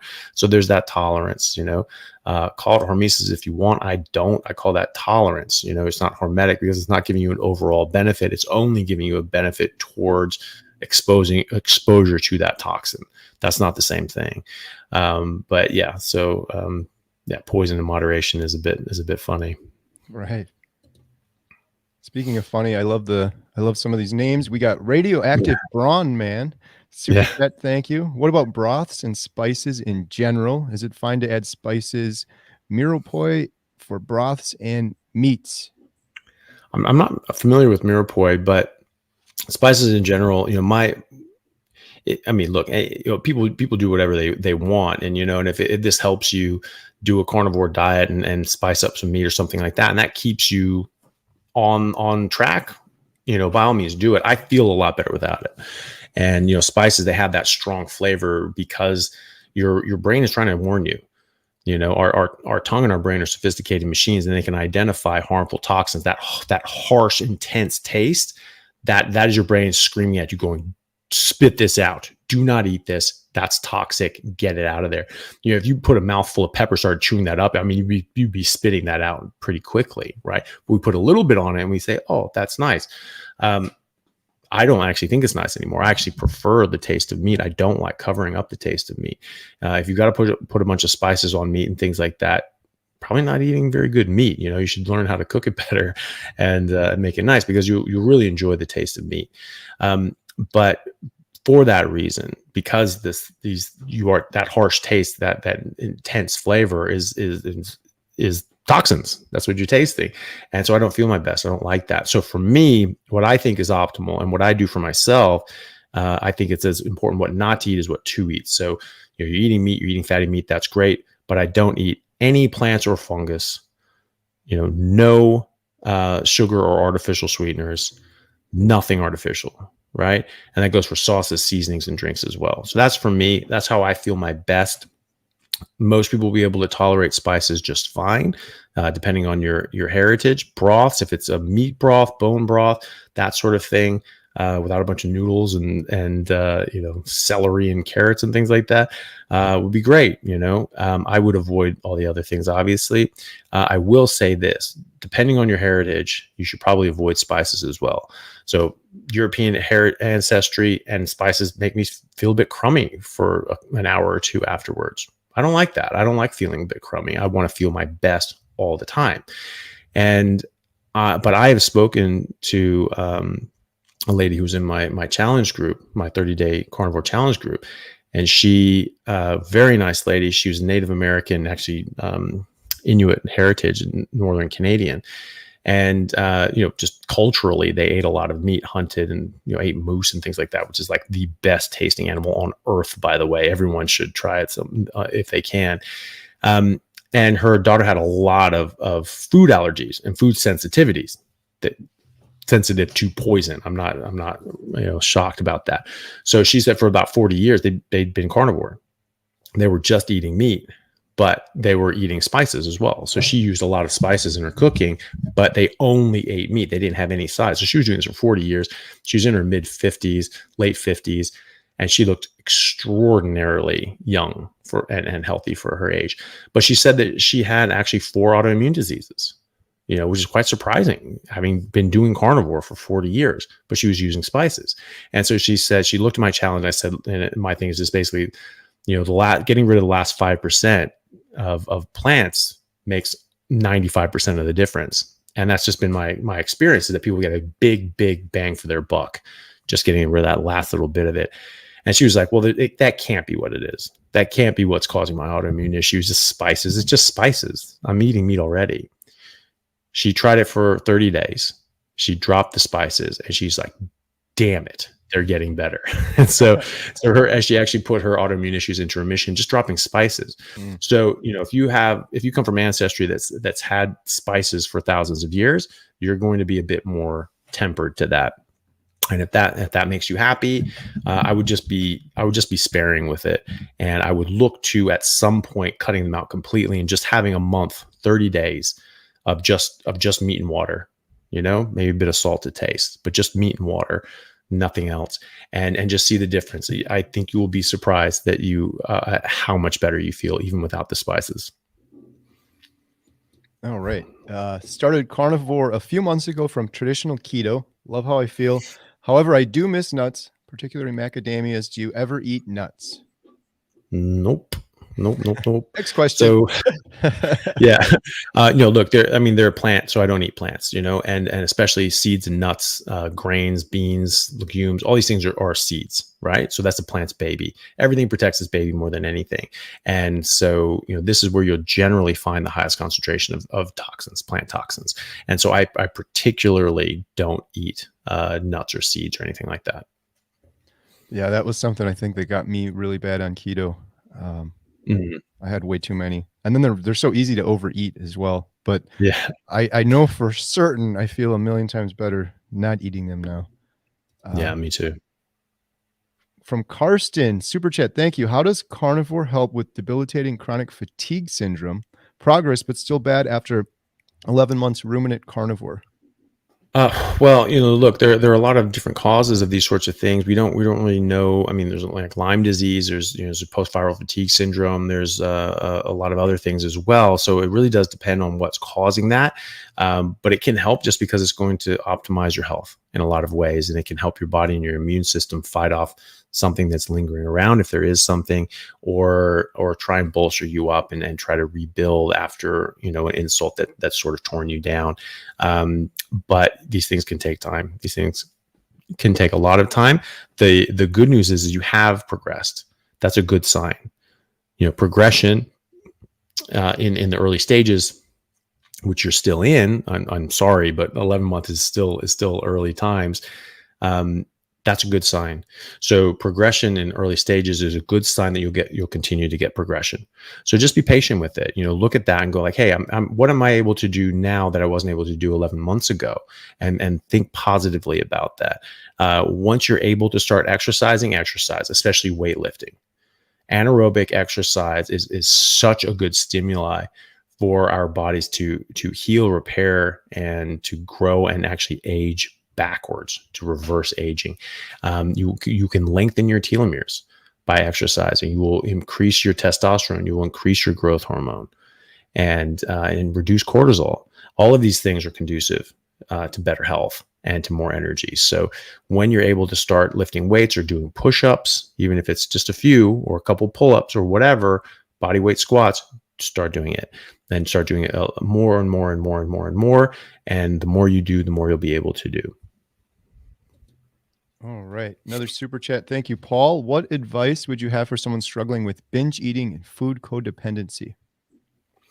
Well, I think carnivore diet is really good for that, because you don't have to limit what you're eating, and you don't have the addiction craving that you do with carbs and sugar and seed oils and things like that. So you just eat meat until it stops tasting good, fatty meat until it stops tasting good, and will stop tasting good. Now, you may be used to eating larger portions, and you say like, oh, okay, well, I should make all this stuff because that's what I'm normally used to eating. You'll find that you'll get to a point, probably, fairly soon into that meal, that your body's telling you like, oof, this is just not enjoyable. I don't like eating this. I don't want to eat this. It's not that you want to eat something. You may want to eat something else. Not that your body wants you to eat something else. It's that your body's telling you, hey, you don't need to eat anything else. So it tastes bad. So meat it tastes amazing at first. And then if you keep eating it past the point your body wants it, your body's very smart. You have receptors in your stomach that actually track up to your brain to tell your brain how the nutrients that are in your stomach right now. It says, hey, this is what we've got going here. How much more do we need? Yeah, we still need more. Keep bringing it, keep bringing it, keep bringing it. Okay, stop. And so that's what that positive feedback from good taste is. And then afterwards, it goes away, and it becomes negative impact at that feedback at that point. So people can find that they're like, oh my God, I'm eating. I got halfway through the meal, and then it took me 2 hours to finish it. And I sort of explained to them, like, no, you were actually finished 2 hours ago. Your body was telling you that. So you get to eat exactly as much as is nice to eat, and then your body will naturally tell you to stop. So just stop. Carb cravings and sugar cravings in particular are an addiction, just like, nicotine or tobacco, or nicotine or caffeine or something like that. I mean, these things they are drugs, and they give a dopamine response, and they have a chemical addiction. And but like any other drug, you can beat it. That chemical addiction goes away after a certain time, usually about 2 weeks. So usually people's sugar addiction, carb addiction will, sort of settles down or it goes away. Some people a little longer, some people a little shorter, but that's sort of a ballpark of what I've seen. And if you're getting carb cravings and sort of really want to eat something, maybe ask yourself, am I hungry? Is my body telling me I'm hungry? Because your hunger signals will be very different. You have to relearn your hunger signals on a carnivore diet, because you're not deranging your hunger signals with a bunch of, insulin and leptin and blocking leptin and screwing with your blood sugars and things like that. So just eat meat until it stops tasting good. If you're getting carb cravings or sugar cravings, ask yourself, am I hungry? Try eating meat. If it tastes good, you're hungry. Keep eating meat until it stops tasting good. And just look for the light at the end of the tunnel after 2 weeks. Make it 2 weeks. Anybody can do anything for 2 weeks. All right. So just get through to 2 weeks. You'll feel very, very differently. And and then do another 2 weeks, and another 2 weeks, and then you're through, man. So usually, like, the worst of it is then that 2 weeks. You make it to the other side of that, you should be fine. Absolutely. I found myself when I was doing strict keto, if I did it for years, I would incorporate like a cheat day or this, and I would end up binge eating a whole bunch of stuff like Paul's saying here. Mm-hmm. My biggest thing I tell people, because some people are like, I'm doing carnivore, and they'll do it for a week, and then they're like, I did so good, I'm gonna go eat off plan now, like this is Weight Watchers or something. And I know for myself, for me, if I had like a little raspberry, I would go off the rails, and I'd be eating sugar, and I'd be back to binge eating again. So I would also just say, don't cheat on carnivore. It's not worth it. And it's not like Weight Watchers or something where you're counting calories. You can knock yourself out of ketosis, and then all those cravings come back, and then you got to do it again. But yeah, like Dr. Chaffee said, you can do anything for 2 weeks, and I have no cravings, obviously no binge eating problems at all anymore. Doesn't even cross my mind anymore. Got one from Martin. Recently, I came across a claim that carnivore increases SHBG, which supposedly messes up the testosterone function. Can you please address that? Yeah, so that's steroid hormone binding globulin. And so, that's the difference between your total testosterone and your free available testosterone to be working. So you can have your total testosterone be really high, but if your steroid hormone binding globulin is high as well, you're going to have less free T3 that's available and bioactive. Again, not something I've seen. This is just not something I've seen in labs. This is something that Dr. Saladino has mentioned in his own labs, possibly in his patients' labs as well. But again, he was telling his patients to do what he was doing, which was very organ heavy carnivore diet, which is a lot better than a lot of alternatives. But I do think you can run into trouble with hypervitaminosis. These are nutrient dense to a fault. And so if you're eating too much of these things, like the Inuit don't eat them at all, because the organs of the predators that they eat, generally they're eating predators, they're not eating herbivores. And so the vitamins, nutrients, and fat soluble ones are actually more and more concentrated as you go up the food chain, right? So you're eating the organs of a seal. After a while, you're gonna get very sick. You can't eat the organs of a polar bear at all because you'll die. If you try to eat the liver of a polar bear, you'll die from vitamin A toxicity. So they don't eat the organs; they give those to the dogs. They just eat the skeletal muscle, meat, and fat. That's what you need. And so I do see, people having these weird sort of issues are generally the ones that are eating a lot of organs, and so I don't know what it is about that's raising their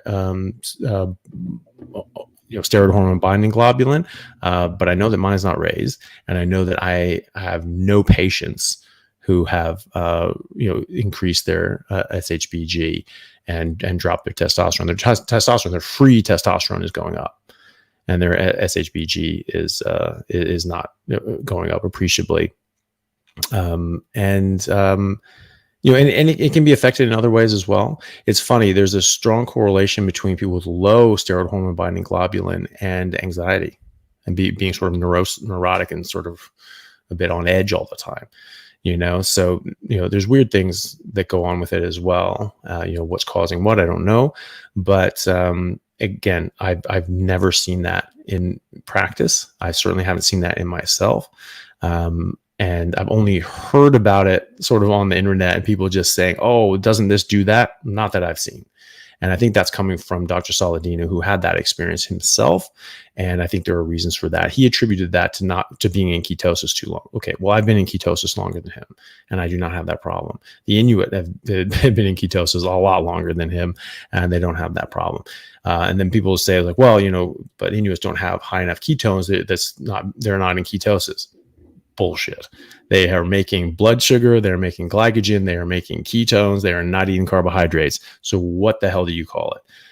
They're in that so-called fasting metabolism, that ketogenic state. They are able to produce energy and mobilize their energy stores from their fat stores and make carbs, glycogen, and ketones. That's what ketosis. That's what I'm talking about when I'm talking about ketosis. I really don't care if your ketones are 37. Like I've never checked my ketones. I never want to check my ketones. I have no interest in my ketones.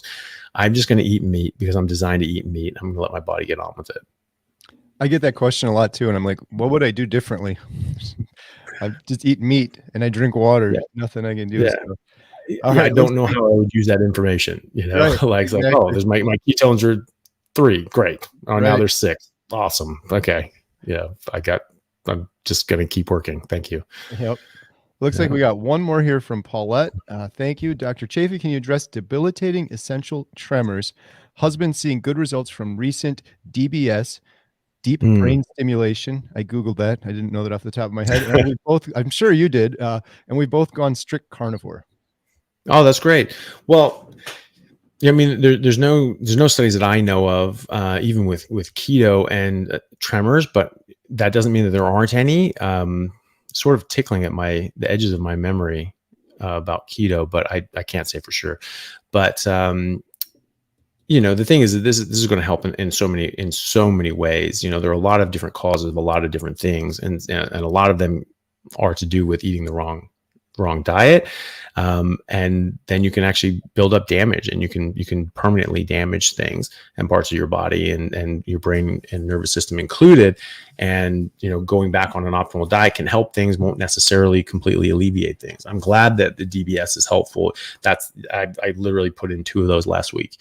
So that's, you sort of drill holes and sort of put these things into a certain part of the brain and sort of give it a bit of stimulus to say, okay, yeah, that's working. That's doing what we want to do. You can actually wake people up during the operation, say, okay, let me see your hand, do this, do all these sorts of things.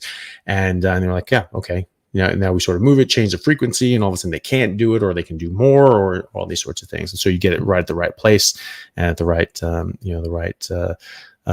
dosage. And that's great. I'm really happy that is helping him. It's a great surgery. You really help people. I think carnivore is likely to help a lot as well. I can't say that it's going to help his essential tremor. I can say that it's going to help him in 1,000 other ways and improve his health significantly. And I would say, based on what I can see, it would likely extend his healthy years of life and life in general.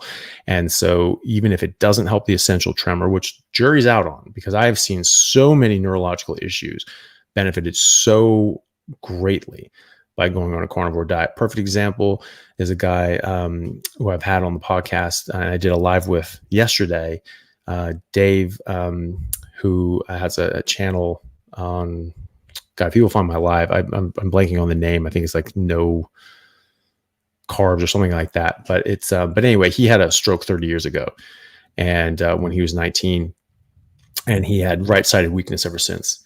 And it was very difficult for him to walk around. He was, limping, staggering, very difficult to go up and downstairs. He had to clutch onto the rail with his left hand because he didn't have the strength in his right hand. And he was very unbalanced. He was very worried about falling down the stairs every time he went up and down. 2 months on carnivore, his wife noticed. He's like, you're walking differently. He's like, huh. Yeah. And she videotaped him, and he was just walking completely normal. And he said now he can run up and down stairs. This is 30 years after he had a stroke. That's insane. Your brain's not supposed to recover. It's supposed to be, it's thought that if you have damage, that the axons can sort of tear, and they're just flapping loose. And from, the side that your neuron is from, that can start growing down more. And if they happen to catch and grow in, then they'll go back down the pipe, and you'll regain function. But if they go over here, it's gone forever, right? And so you sort of see that. You sort of see that in 6 months, 2 years. And after 2 years, it's like, well, what you have is what you have, 30 years later, this guy got his life back, and his strength back, and his mobility back, and his coordination back. That is incredible. So, I don't discount anything. I just say, hey, just take a look, see if it works for you. It is doing a lot of really good things, and it's going to improve your life in so many other ways. Anyway, it's well worth trying regardless, and hopefully it helps. And if not, DBS sounds like it's working. Great. Awesome. I think we hit all the super chats. That's great. Yeah, this has been great. Thank you so much, Dr. Chaffee. No, you're very welcome. Thank you for putting this on. I think it's great. And I think it's really good to have, things like this, and people putting out those challenging questions, because those are the things that people are worried about. And they're coming to carnivore, or they're seeing people get good results like yourself. And they say like, okay, well, that sounds good, but like, I don't want that at any cost. I don't want to be, like a deal with the devil where I have 10 good years and then I'm screwed and I die young and all these sorts of things. So, that's not what people want. So it's very important to address these things.